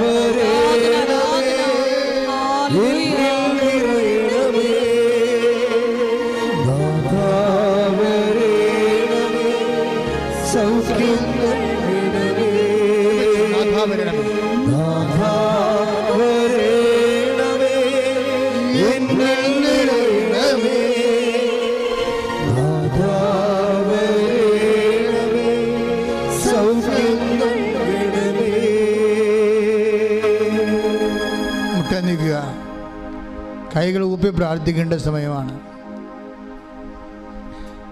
കൈകൾ കൂപ്പി കർത്താവിനെ തന്നെ നോക്കിക്കൊണ്ട് പ്രാർത്ഥിക്കേണ്ട സമയമാണ്. എന്താണ് പ്രാർത്ഥിക്കേണ്ടതെന്നറിയാമോ? ഈ ആഴ്ചയിൽ, ഈ മാസത്തിൽ നിർണായകമായ തീയതികളുള്ളവരുണ്ടാകും. ചിലപ്പോൾ പരീക്ഷാ തീയതി ആകും, ചിലപ്പോൾ വിസ ഇൻ്റർവ്യൂ ആകാം, ചിലപ്പോൾ വസ്തു ലേലമാകാം, ചിലപ്പോൾ വീട് വാങ്ങാൻ വന്നവരെ അഡ്വാൻസ് തന്നിട്ട് പിന്നെ അവർ വിളിച്ചെടുക്കാത്തവരാകാം, അവർ തരുമോ വീടെടുക്കുമോ ഇല്ലേ എന്നറിയാൻ പറഞ്ഞാൽ വിഷമിക്കുന്നവരാകാം. ഇങ്ങനെ ഈ ഡേറ്റുകളെല്ലാം നിങ്ങൾ ഓർക്കണം. ഇപ്പം മാതാവിനെ നിങ്ങൾ സമയത്തെ ഏൽപ്പിക്കണം. ബൈബിൾ എഴുതിയിട്ടുള്ള സമയവും സമയത്തിൻ്റെ പകുതിയും കർത്താവ് അവൾക്ക് അധീനമാക്കിയിട്ടുണ്ടെന്ന്. അതുപോലെ നിൻ്റെ സമയങ്ങൾ ദൈവത്തിനെ ഏൽപ്പിക്കുക. സഭഘടികാരം നെഞ്ചിൽ ചാർത്തി പ്രത്യക്ഷപ്പെട്ട പരിശുദ്ധ അമ്മയുടെ മുമ്പിലാണ് നീ ഈ മാധ്യസ്ഥ പ്രാർത്ഥന വെക്കണമെന്ന് ഓർക്കണം ദൈവപൈതരെ. അപ്പം നിന്നെക്കുറിച്ചുള്ള ബാധ്യതകൾ ചിലപ്പോൾ ഒരു ഓപ്പറേഷൻ നിശ്ചയിച്ച് കാണും, ചിലപ്പോൾ നിനക്കാകണമെന്നില്ല, നിൻ്റെ അമ്മമാർക്കാകാം, അപ്പന്മാർക്കാകാം, ചിലപ്പോൾ രോഗികളാകാം, അങ്ങനെ ചിലപ്പോൾ ഒരു ബയോപ്സി പറഞ്ഞു കാണും, ചിലപ്പോൾ ഒരു എക്സ്റേയോ സ്കാനിങ്ങോ പറഞ്ഞു കാണും. ആ ഡേറ്റുകൾ നീ ഓർക്കുക. ചിലപ്പോൾ ലേലത്തിൻ്റെ തുക ഓർക്കുക, ചില പരീക്ഷ ഓർക്കുക, ചിലപ്പോൾ റിസൾട്ട് വരുന്ന ദിവസമാകാം. അത് ആ ദിവസം നീക്ക് നോക്കി പാർത്തിരിക്കണത്. ആ ദൈവം ആ സമയത്തെ ഏറ്റെടുക്കട്ടെ.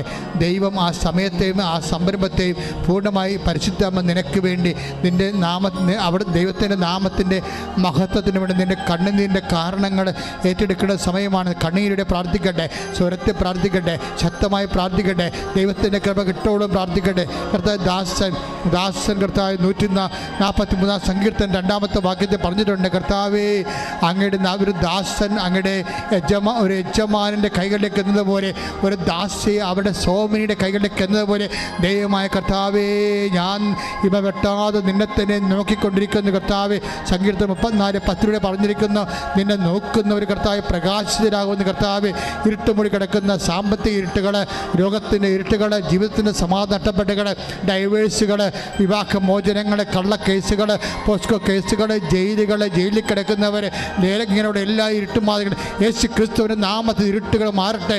യേശു ക്രിസ്തു നാമത്തെ ജീവിതം പ്രകാശിക്കപ്പെട്ടെ. യേശു ക്രിസ്തു നാമത്തിൽ ജീവിതം പ്രകാശിക്കട്ടെ. ശ്രുതികട്ടെ, ശ്രുതികട്ടെ, ശ്രുതികട്ടെ. ഹല്ലേലൂയ, ഹല്ലേലൂയ, ഹല്ലേലൂയ. തടസ്സങ്ങൾ നീങ്ങിപ്പോയിക്കൊണ്ട് യേശു നാമം മഹത്വപ്പെടുവാൻ ഈ ആരാധനയിലൂടെ മനസ്സാകണമേ. ഹല്ലേലൂയ, ഹല്ലേലൂയ, ഹല്ലേലൂയ. യേശുവേ സ്തുതി, ഹല്ലേലൂയ, മഹത്വം, മഹത്വം, ആരാധന, ആരാധന. യേശുവേ നന്ദി, ഹല്ലേലൂയ, ഹല്ലേലൂയ.